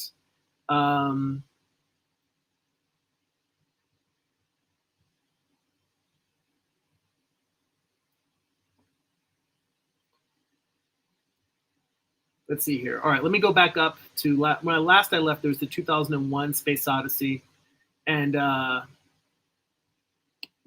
see here. Amar says, was Frazetta out before him or around the same time? That's a good question. I would say that Frazetta and Mobius were contemporaries. Frazetta might be a little bit older, but I think they were creating artwork around in the same. They were both heavily active through the 70s and 80s. Maybe Mobius came a little bit after because Mobius was active making art all the way up until the time he passed. So he was making artwork in the 90s, the 2000s. Again, like, doing concept art for the Fifth Element. He was still doing artwork in the all the way up through the 2000s. So let's see here. So if you ever see that old ass animated movie Heavy Metal, you have Mobius to thank for that. Because of course, Heavy Metal coming from his magazine Metal for Long. Let's see here. Cassiel says there's a montage of with the ballet of space structures in the Blue Danube playing, and he says, I cried how beautiful and perfect it was in 2001. Yeah, you know what? I definitely, oddly enough, 2001, I have not read the comic book adaptation, but it was drawn by Jack Kirby. So, another tie in back to comics. I don't know if Kubrick at all was influenced or inspired by the work of Mobius, but I mean, he was making artwork around then. I want to say that maybe Metal Hurlant had already been out by then, but I don't know the history. When we get into 70s illustration, that's kind of where my knowledge gets really foggy. Like, I didn't even start reading comic books until the end of the 80s and the beginning of the 90s when I was a kid. So my knowledge, I got a fair amount of 80s comic book knowledge, but then once you go into the 70s and further back, my knowledge gets really foggy in terms of comic book history. So, I mean, it depends. Like Amar doesn't really follow a lot of artists. So for me, I bring up artists all the time. He's like, who's this? Who's that? What they do? Like, that's just not his jam. He's not into it. He's not about the art history. He's about making, and he's in the moment. I get that. So to him, it might seem like I know a lot about comic history, whereas somebody who really knows their comic book history, like John, could probably go in there like, well, really, it should probably be this or that. I think John is more well versed in comic history than I am, but art history as well. So let's see. Yeah. This goes back to the question I asked a long time ago. So sorry for getting around to this now, John. But John says there are very few pre-1900s artists that are comparable to Mobius because of his fine line work. Very, very true. You know, and part of that is that artists didn't have the tools to make line work as fine as Mobius's work back then. So Amar mentions the Ralph Bakshi and Frazetta animated movie reminds me of this style. Fire and Ice. Yeah, well, I think that the color palette, I think they definitely took a lot of that color palette probably from Mobius. Yeah, Amar says Frazetta came first. Let's see here. Now, John says, in order to study Mobius, you need to study what makes Mobius Mobius, and that's his thin line work and the way he represents texture and his coloring. See, yeah, that's kind of, this is what I was getting at, Cassiel, is that I'm 100% in agreement with what John said. And for me, in order to study his line work and his coloring, it's almost like I wouldn't even be able to do this whole piece, this whole figure study. It's like I would need to pick like this face and this headdress and do a detailed drawing of that in a thin line and then study his coloring. Because that's, when I think of Mobius, that's really what, to me, defines him. So John nailed it right on the head. And it's that, because Mobius does open line, they call it a clean line style. And Mobius does a clean line style, but it's so rich and full of detail that even though it's open line, there's just so much going on within the pieces. And that's the kind of thing that I can't do in a quick study on a live stream. That's like a long, detailed thing to do. That's like me sitting down and spending a couple of hours doing illustration. It's not something that I think I can knock out quickly.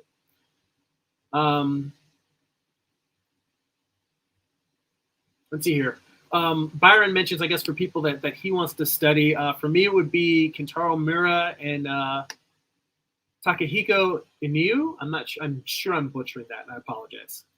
I think it comes down to what inspires you the most that may end up preventing outright master studies. Neymar says Frazetta was already working about a decade or so before Mobius. Let's see here. Byron says, I master study the artists that inspired them, like Rembrandt's etchings. Very much true. I definitely, for mostly the old masters, the ones I look at, I've been looking at a lot of Rubens. I'm always looking at Michelangelo. I've been looking at a lot of Greek sculpture lately. I've got an art book on that, and I ordered just another one that's just on Hellenistic period sculpture. So Cassiel says, I hope if David Finch does a Mobius study, leave a comment on his channel. See if he'll do one. It's very possible he might. I don't know if he takes requests, but it's worth asking. Let's see here. Let's see here. Amar says, if I was to do a study, I would get more of doing Frazetta studies than Mobius. He said, because it fits more of what I would want to do with comics. Also, Frazetta was versed in many different art styles. Very true.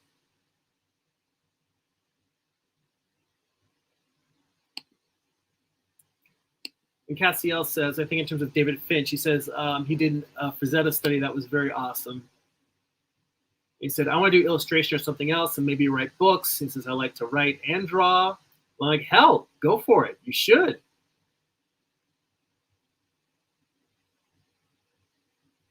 Let's see, I'm still getting caught up on all the chats. I see a lot of comments coming in. Amar said, I was looking at the wiki. He did influence cyberpunk, which is very similar to steampunk. Let's see here.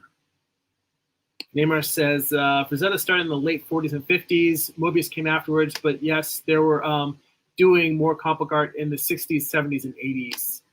I'm sure. He said I would need to research it for more accuracy. And help me, I need a Lamborghini, says Jeremy. Have you heard of advanced drawing mannequins like the Body Kun? I would love to have your thoughts on the subject. Well, I'll tell you what my thoughts are. My thoughts are, I've got two of them right here. So, and I actually have two more because I realized if I'm having fight scenes, it makes sense to want to have a two. If I have two women fighting or if I have two male fighting, I realized I needed a second set. So I have two of them. I use them all the time. More often than not, I will just pose them and look at them. Like I'll have them in my hand and look at them while I'm drawing.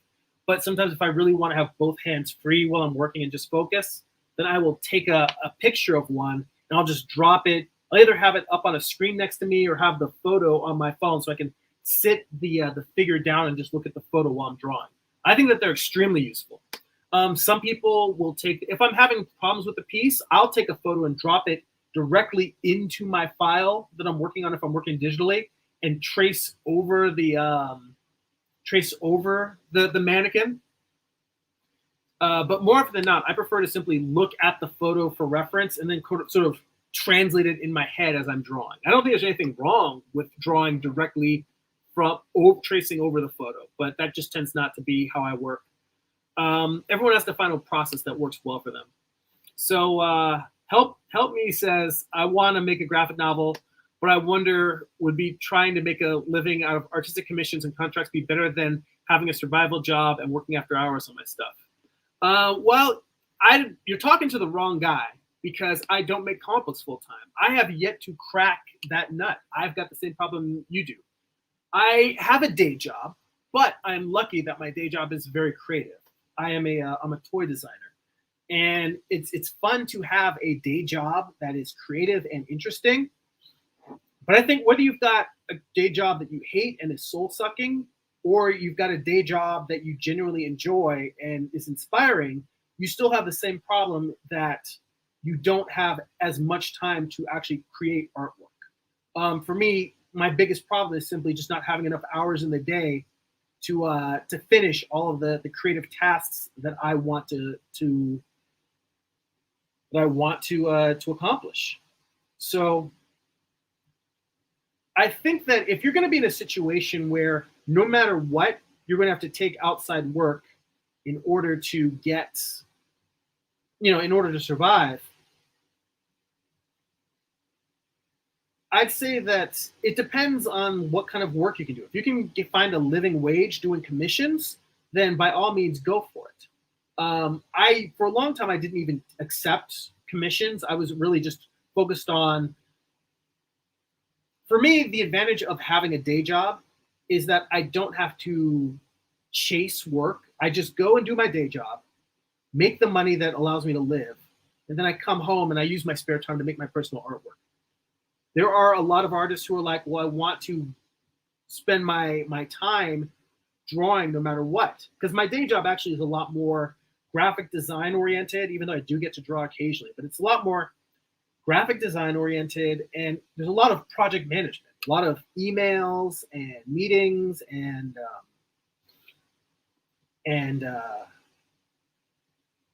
spreadsheets and stuff that isn't necessarily the creative part of any business. It's administrative work, but I find that I much prefer that to constantly chasing down clients, having to worry about getting paid by clients, all of those things that would still take time away from drawing.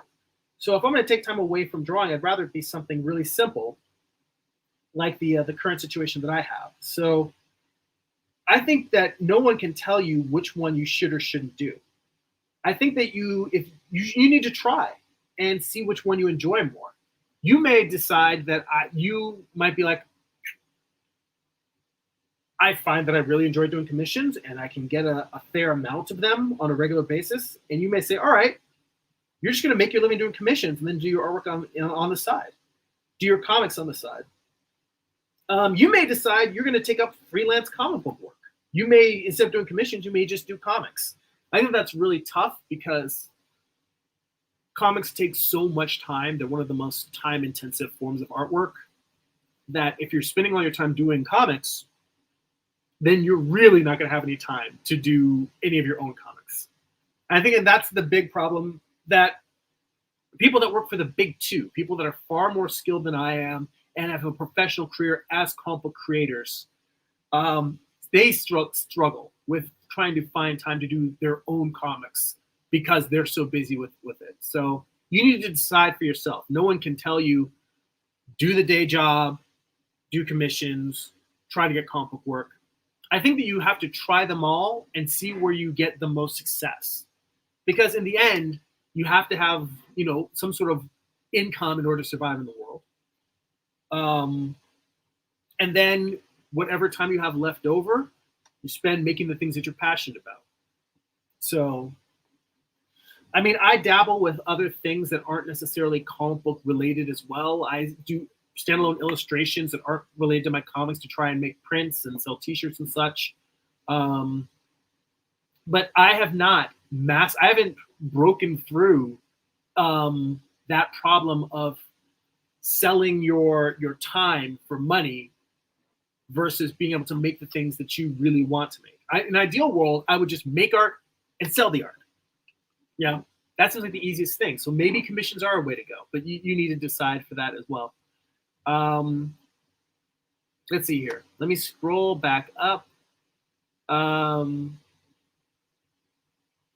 sorry I'm taking so long to get to the answers, because I go and I draw for a bit, and then I come back and read from the chat for a bit, and then I draw for a bit, and then read from the chat for a bit. So yeah, I'm taking a long time to get to everybody's answers to questions and comments. I apologize for that.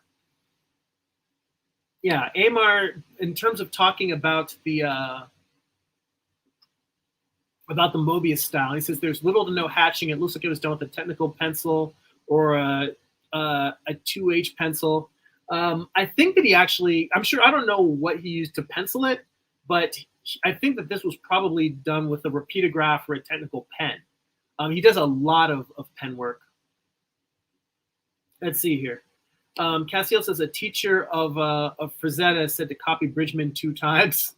I have copied Bridgman multiple times. In fact, that's one of the things we did in my art book study group. We're not done with the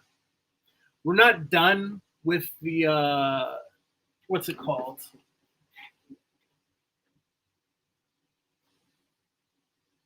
There's a book called Bridgman's Guide to Drawing from Life, and we started doing some chapters of this on request, but we've moved back to Walt Reed's The Figure, which, I've said it before, that it's become my go-to book for learning fundamentals. But I've gone through along with that large book, that book is a compilation of all of the smaller Bridgman books that are around. But Constructive Anatomy by Bridgman and The Human Machine, both of those books, I used to sit down and twice a year I would just take the book and just copy it from cover to cover.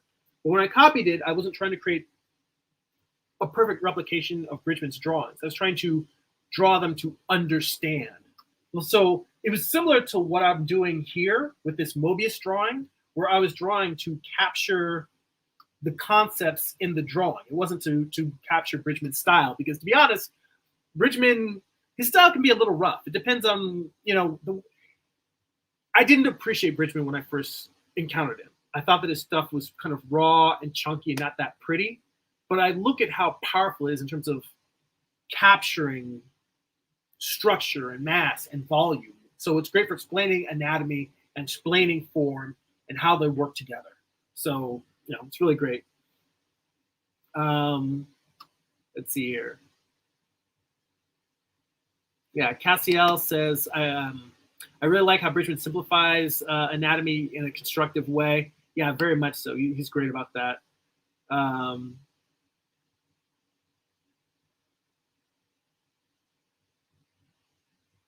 Let's see. You know what? That's kind of you to say.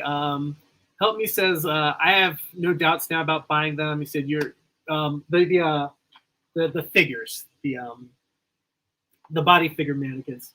He says, you're the best, man. Still remember your Eye of the Gods and starting good old vids from 2014. Thanks. Well, you're very welcome. I appreciate the great questions, and I appreciate you hanging out and the kind words.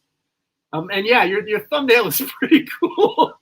Yeah, Amar says that thumbnail's insane. So it's a trippy Gordon Ramsay. So let's see. Yeah, Amar also says in terms of like creating art and figuring out where to put your time and soul-sucking things, as you said. Baron says your being a toy designer makes sense. Your figures have a very action figure look to them in a good way. One, thank you. I definitely take that as a compliment. Two, oddly enough, most of what I do is not really action figure. I've never designed an action figure. Most of the stuff that I do are play sets and children's furniture. So it's much more like I'm a like an industrial designer for kids furniture than it is like me designing action figures. And I say that I'm like an industrial designer because I don't have the background of an industrial designer. Industrial design is a very serious skill. Like that's something where you're combining design with architecture, basically. Like it's a very precise, it's a program that you need to be well trained in order to go into that field. So I'm fortunate that I'm in a position where I get to do work that's similar to industrial designers, not having gone to school for it. But most of the stuff I do is like, more often than not, it's really a lot of graphic design where I'm applying style guide artwork to existing products that have been designed. But when I do design new items, a lot of it is me starting out with rough sketches, boxes and shapes, and then feeling, enough of the structure that I can eventually take it into Adobe Illustrator and do turnarounds or kind of like architectural drawings. And that's mainly because I just have not gotten around to really learning. There's a couple of 3D programs specifically for industrial design, Rhino 3D and a program called SolidWorks. And those are computer programs that are specifically for industrial designers. I started taking tutorials in them, but I've never sat down and properly learned them, which I really should do for being a product designer. But the reason for it is not that I'm lazy. It's just most of the time we're working so quickly that we don't have time to learn new programs for everything we're doing. We just have to go with whatever we know how to do. And we've spent so many years where my ability to create a concept from a sketch, flush it out in Illustrator, and create a simple turnaround or an architectural drawing that our Hong Kong team can develop a prototype from, that process works. So more often than not, it's just continuing to knock out products in that style versus me learning 3D so I can change it to a different workflow. So my workflow in terms of designing toys is more dictated by the pace that we work at, as opposed to the fact that I feel like it's the right way to design toys. But I only go into all of that to tell you that I appreciate you mentioning that my drawings have a kind of an action figure feel to them. I've actually never gotten to design an action figure. And to be honest, I feel like it's very, very hard to get that sense of sculptural beauty while still making a cool looking toy.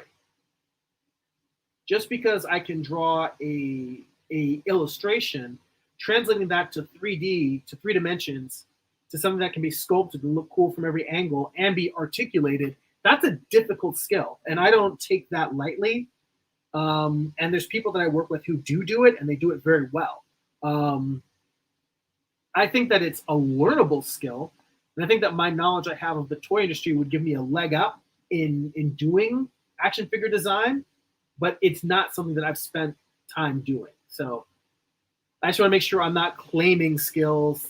When I tell you that I'm a toy designer, I just want to make sure that I'm clear. A lot of it is toys and games. So it's physical activity games, tabletop games, that sort of thing, furniture. So let's see here.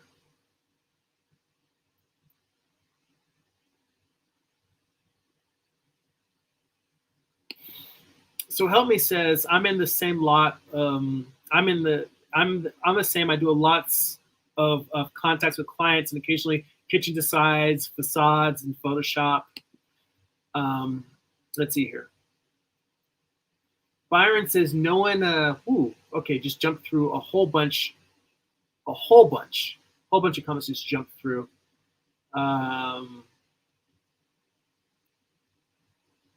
I've got to scroll back up.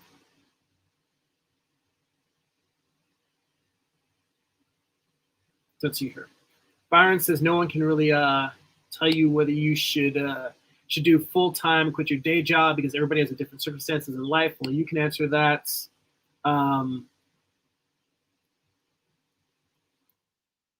Amar says, I think 2D animation have comics beat. Both are time intensive, but both are time intensive. Well, you know, I've tried doing 2D animation and I respect it. I enjoy it. I just enjoy making comics better. So that's what I went with. But for me, it's not an either or. I much like not being able to tell people whether to quit their day job, I certainly wouldn't tell somebody do one method over the other. Like I did animation for a while, and I just found that making comics, when it comes to doing stuff on my own, I prefer making comics. When I have worked in animation, it was on the writing side. I got to co-write and co-create a cartoon series for a toy company I worked for. So, you know, oddly enough, you know, the work that I've done in animation was writing, not drawing. But, you know, it doesn't mean I would never try that. But for my work that I do by myself personally, comics, I think, just suits my temperament and the pace that I work at better. But I don't know if you guys have seen Corey Kerr's channel. Him and another artist I know, Jim Lujan, they are amazing artists and they are animators. And if you haven't checked out their channel, you definitely should. They do a lot of great animation work, and they're independent animators. You know, they're cranking it out on their own, much like you are, Amar. So if you have heard of them, then you know, cool. But if you haven't, you should check them out. I think you dig their work because they have that independent spirit that you have. They're doing it on their own. Let's see here. Help me says I'm worried chasing freelance stuff or working for Marvel would dream all my time and leave none for my stuff. Amar says, yeah, I can see that. And Help Me says, I copied Bridgman, Loomis. He said, I learned the most from Glenn Villapoo. He's like oriented for drawing from imagination, great stuff. Yeah, I've taken a Villapoo. I haven't taken one of his longer multi-week classes, but I'm fortunate enough because I live in LA that I was able to take one of his one-day Saturday workshops, and it was amazing. I'm very blessed to live in a town with a lot of great art instructors. So there's a huge amount of art education in the LA area, you know, mainly because of Hollywood. But I've been fortunate enough to study with him. I continue to study with Carl Ganas. There's a lot of great instructors out here that I want to take classes with beyond that. But yeah, Villapoo's amazing. And Byron mentions that, to be fair, Bridgman would draw and do lectures drunk. I'm certainly not going to comment on Bridgman's personal life or his drinking habits because I don't know anything about them or know enough. It's none of my business. And as long as the work came out dope, who am I to care? Have a couple of drinks, knock them back. Let's see here. I'm going to skip a few comments because there's so many in here.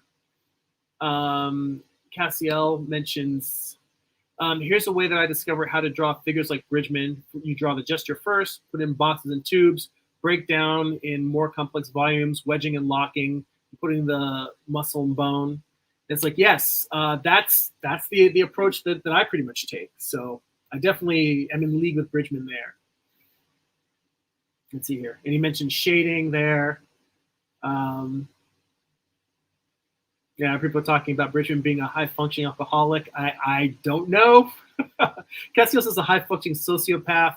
Well, you know, as long as you're not chopping people up and putting them in holes, that, you know, be like Dexter. Use your sociopathy for good instead of evil.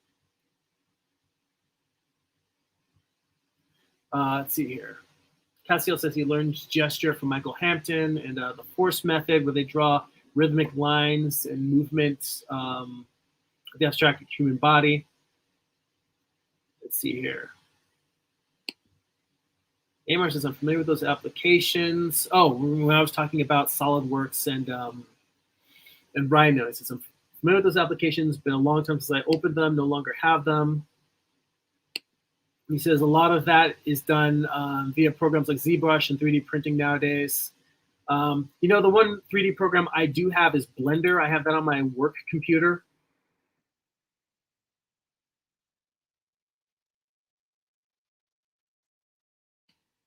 But I also don't have much time to get down to using them.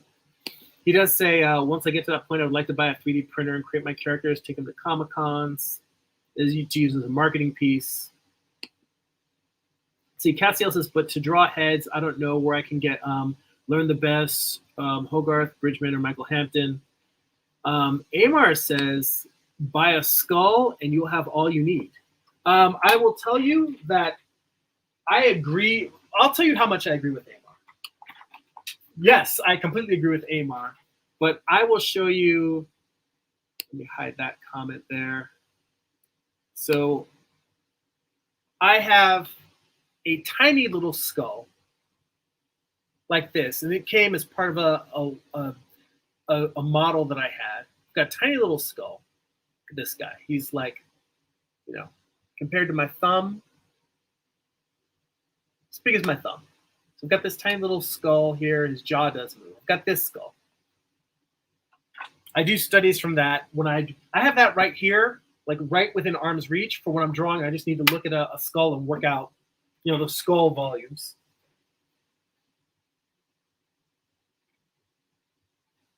Where's my other skull?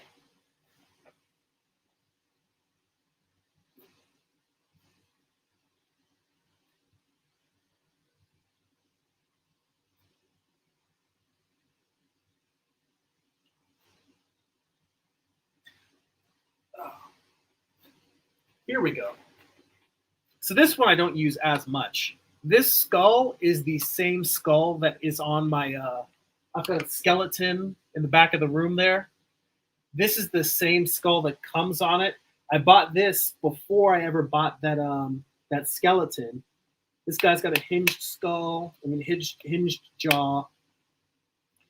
The face is a little bit smushed in comparison to some of the skulls I've seen. I don't know if I necessarily love the anatomy on this one so much.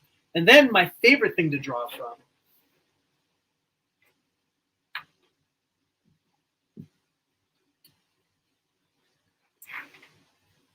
I can't remember where I bought this, but it was less than $100. I want to say that it was something like $60 or $80, which is an incredible deal because this is a life-size resin model. So it's cast from an actual human skull. So it's the same quality as like the skeletons that you see in a figure drawing class. This is cast from those same types of models. So this guy, again, the top of the skull comes off, very detailed, you know, jaw. This guy is super highly detailed. If I turn off one of these lights, you can see a little bit better when the light's not as strong, a little bit of shadow. So yeah, this guy here,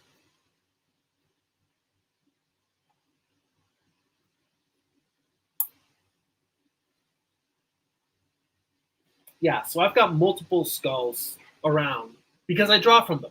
I don't draw from them as often as I should. It used to be something where I'd be doing it on a daily basis. Now I don't do it anywhere near as much because I've been working a lot more on the figures than the skulls. But another thing I will mention,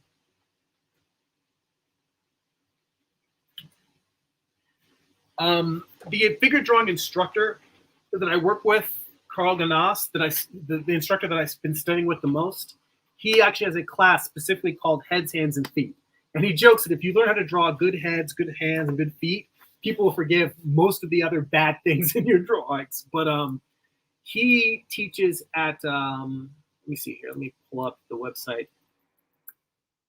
It's called figuredrawingschool.com. And I'm going to throw a link in the chat. This is not an affiliate link. I don't get anything from posting this. But you asked about how to draw the head. Carl is teaching a class starting in October, specifically on heads, hands, and feet. I'm taking that class. I've taken the class multiple times before, and I keep taking the class. And the reason why is because the fundamentals, to me, are not something that you learn and then you master and you move on about your life. It is not about acquiring a skill. It's about lifting a muscle and then maintaining a muscle. It's like going to the gym. Once you go to the gym, if you stop going to the gym, those muscles atrophy. So it's not that I learn how to draw the head and then I have it forever. I'm constantly revisiting the fundamentals. So I'm constantly taking classes on these things that you think that after decades of drawing, I would have internalized by now, but I'm always working on them, trying to improve, trying to grow. I would recommend specifically if you want to learn how to draw the head better, I highly recommend Carl's class on heads, hands, and feet. And you can find that on the link that I threw in the chat. So definitely take a look at that. Let's see here. So hopefully Cassiel, and the way Carl does those classes is that he has them live, but depending on where you're at in the world, he also has a replay that you can, that's up for 48 hours. So after the class is over, you can come back and watch it. So let's say that it happened, and wherever you are in the world, let's say that his class is actually happening at midnight your time, even if it's like, 6:30 p.m. his time. It doesn't matter if you can't make the class live. You can watch the replay. You can do the homework assignments, send the homework assignments in. He addresses the assignments in the replay for the next week. He reviews them. So even if you're not taking the class live, go and check out those classes. I highly recommend them. And I love how I got here. Like Amar said, buy a skull and you'll have all you need. And then Amar says they have all sorts of skulls with different price ranges. Jeremy has one. I just showed you my whole set of skulls right there. And again, there's also the skull that's on top of the skeleton that I have. So technically, I've got 4 of them. Let's see here. Yeah.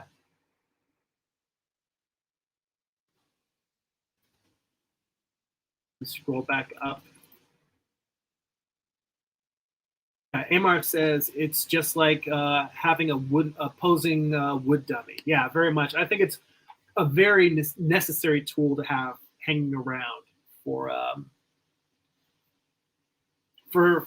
any type of drawing of the figure. Like if you're gonna have heads in your figure, you got to work on that. By the way, we're already at almost 2 hours here, and I am enjoying this. I'm into talking about all this stuff in the chat that we're getting into. I've been doing very, very little work this second hour on the Mobius study. So what I'm going to do is I'm going to finish catching up on the chat. And I may sketch a little bit while talking, but I'm mostly going to be focusing on catching up on the chat instead of drawing. So Cassiel, overall, I'm curious if you feel like you've learned anything from watching me do this particular study of Mobius, keeping in mind what John said earlier. John Ursick, what he said about the thing to study for Mobius is actually his line work and his color, as opposed to studying the surface. Because for me, it's not that I'm not interested in studying the line work, like the style of his line or his colors. It's that until someone can draw the primitive forms well and in proportion, to me, none of that is really useful. So I'm always focused on getting the proportions down first. And I feel like I got this. My figure feels a little bit lumpier than Mobius's figure, but I feel like I got it kind of in proportion for the amount of time I've spent drawing it. I'm curious, if watching me study it was in any way educational to you. Because at some point I could always do a study specifically of a much smaller piece and just study the line work of Mobius. And if that were the case, it'd probably be better to study a black and white piece if I'm going to study the line work, because his line work is very, very detailed. It's not the kind of thing that you can just up and capture. I would have to spend the whole hour just doing that study. So I'm going to just read through the rest of the comments and then wrap up this live stream. So it may take a little bit to catch up with everything. Hopefully we won't hit a subject that's another huge topic. If it is, I'll put it off till next week. But let's run through here and catch up on the rest. Yeah, Amar again says in terms of skulls, just do a search on Amazon. There's a ton out there. There's a website called Dick Blick. They sell a lot of art supplies. Also Jerry's Artorama. See, Byron says the Bridgman comment was just about you mentioning that his art was rough, nothing more than that. I don't even remember what the comment was I made anymore. I'm so far behind in the chat. Let's see.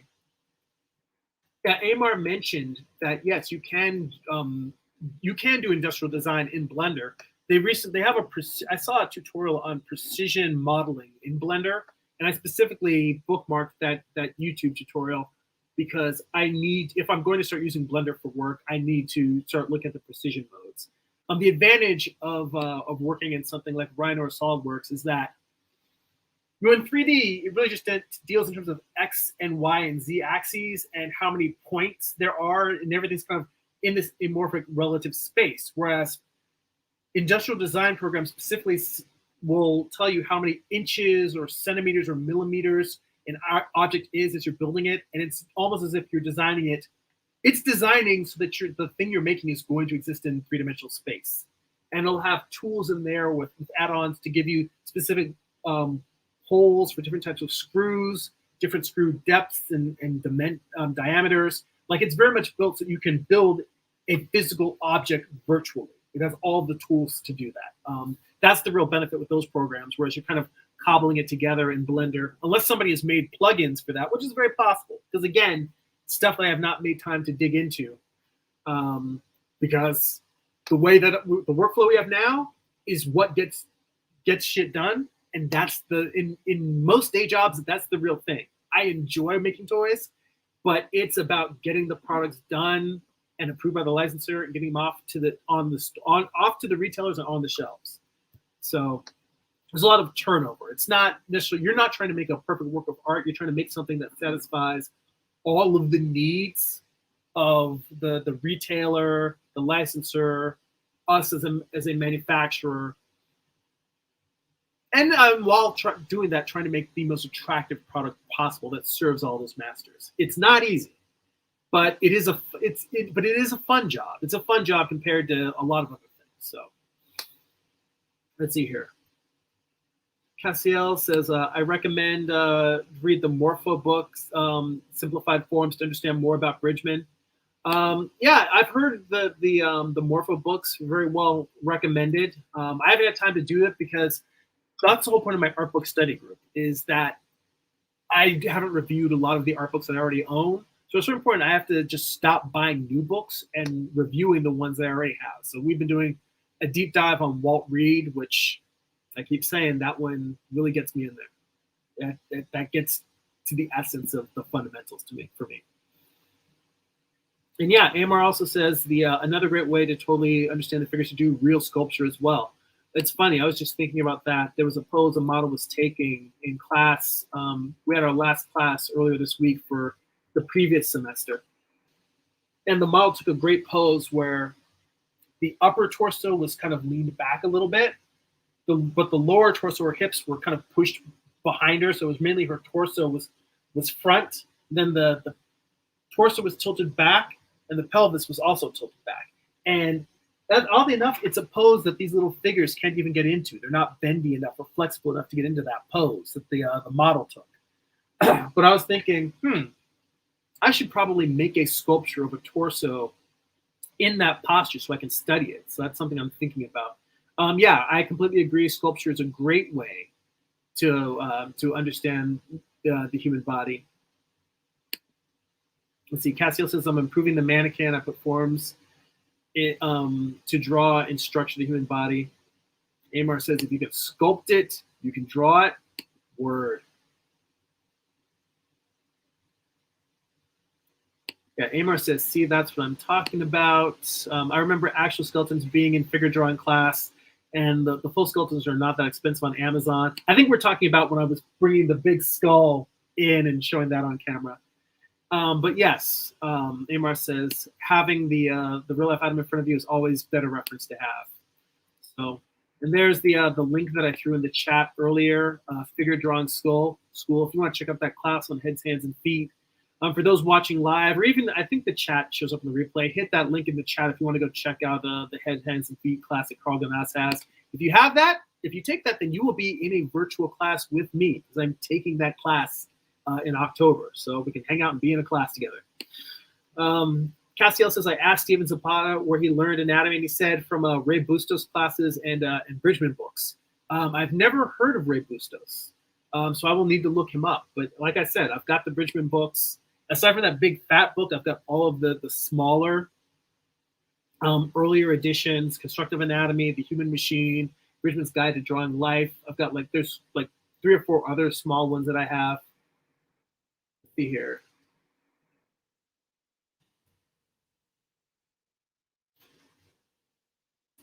Amar says, I don't have the space to get one either this year or the next.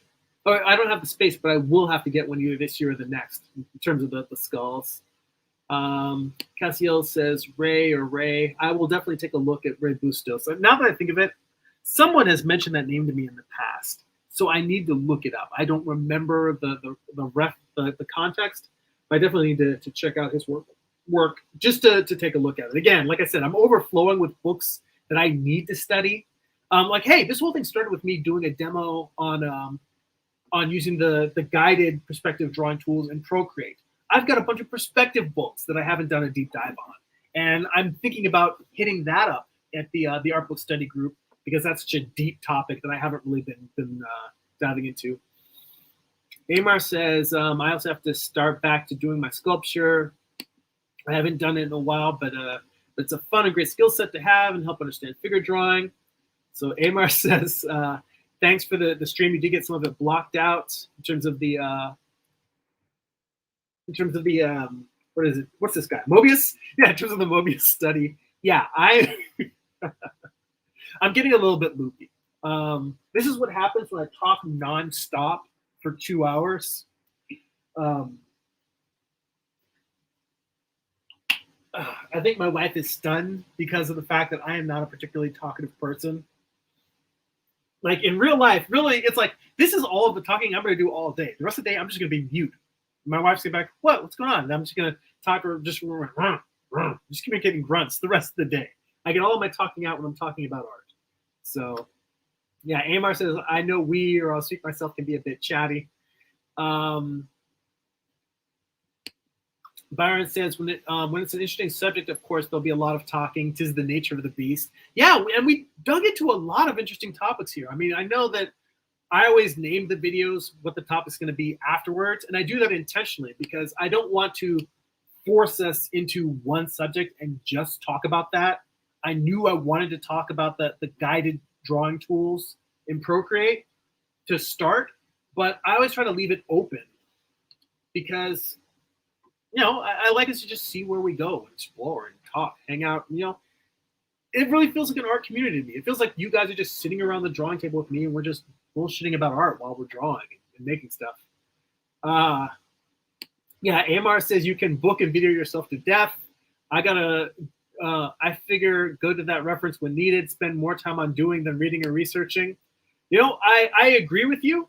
That said, I've felt, for me, I spent a long time just making and not being happy with my results. And so what I've found is I try to cordon off a certain amount of time every week to study. So it's almost like the same way that you have to take care of your body. You have to go to the gym, you have to get exercise.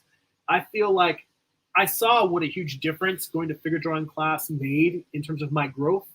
And I try to apply the way that I grow in figure drawing class, the things I study and learn. I try to apply that to my study of art books. So I always figure, that's what the art book study group is about. So, and again, like I said, guys, tomorrow night we'll be doing it. It'll be 7 p.m. Pacific time. But if you're a Patreon subscriber, you can watch the replay whenever you want. So it's even if you don't catch it live. When I'm on there, I actually have a Discord channel open so that as opposed to us talking through the chat, you guys can just talk directly to me. We have a conversation while we're working from the art books. So that's going to be tomorrow, Monday nights, September 6th, 7 p.m. Pacific Standard Time for Patreon subscribers. And again, if you don't catch it live, let me put it this way, if you subscribe after the fact, there's tons of existing art book study group videos you guys can go back to and watch all of the previous ones they've been doing. There's some Bridgman in there. There's some animal studies from Ken Holtgren, as well as just drawing from animals in general. A lot of us working our way through Walt Reed. Tons of stuff to go through. Let's see here. And Amar said, in terms of the class that Carl Ganas has, he says not bad for that price. Well, good. He definitely wants to keep his classes affordable because the man's very passionate about teaching and wants to share that with as many people as possible. You know, I think if money were no object and he could have all of his expenses taken care of, I think he would probably teach for free just to get information out into the world. It's for him. It's about passing knowledge down from his teachers to us now. So I think that's really what he's passionate about as a teacher. Cassiel says I really liked your Mobius study. Thank you. I appreciate it. I hope it was interesting, and that even though I did not study the elements that make Mobius Mobius, I hope that it was still at least interesting. I hope that it was entertaining and interesting to watch me make it and see my approach towards doing studies. Cassiel also mentioned animal studies. He says it could be very interesting to see you draw animals. One, there's a bunch of animal studies, again, in the Patreon archive. But two, if you search my YouTube channel, if you just done, because I'm wrapping it up now, when this video is over, go ahead and type into the search box on the channel and just type in animal drawings. And I've got some videos of me drawing from Jack Ham.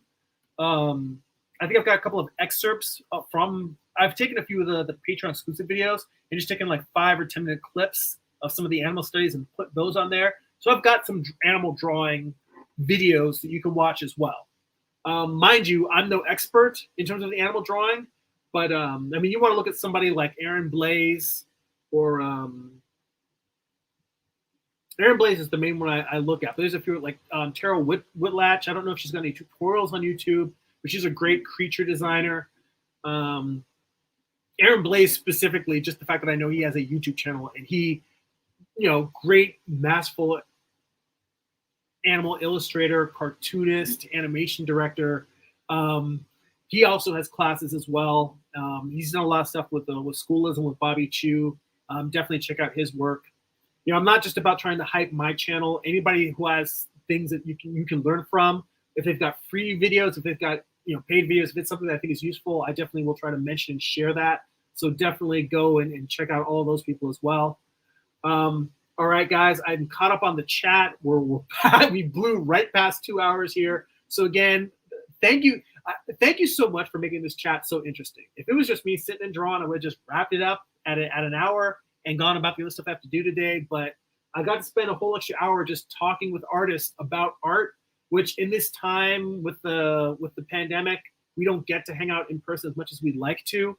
So being able to virtually sit here with other artists and talk shop and, people asking me questions that make me have to do research and learn, and people challenge like, hey, I didn't come in here planning to do a Mobius study. This was off the cuff. And I said, screw it. Let me dive in and take the challenge.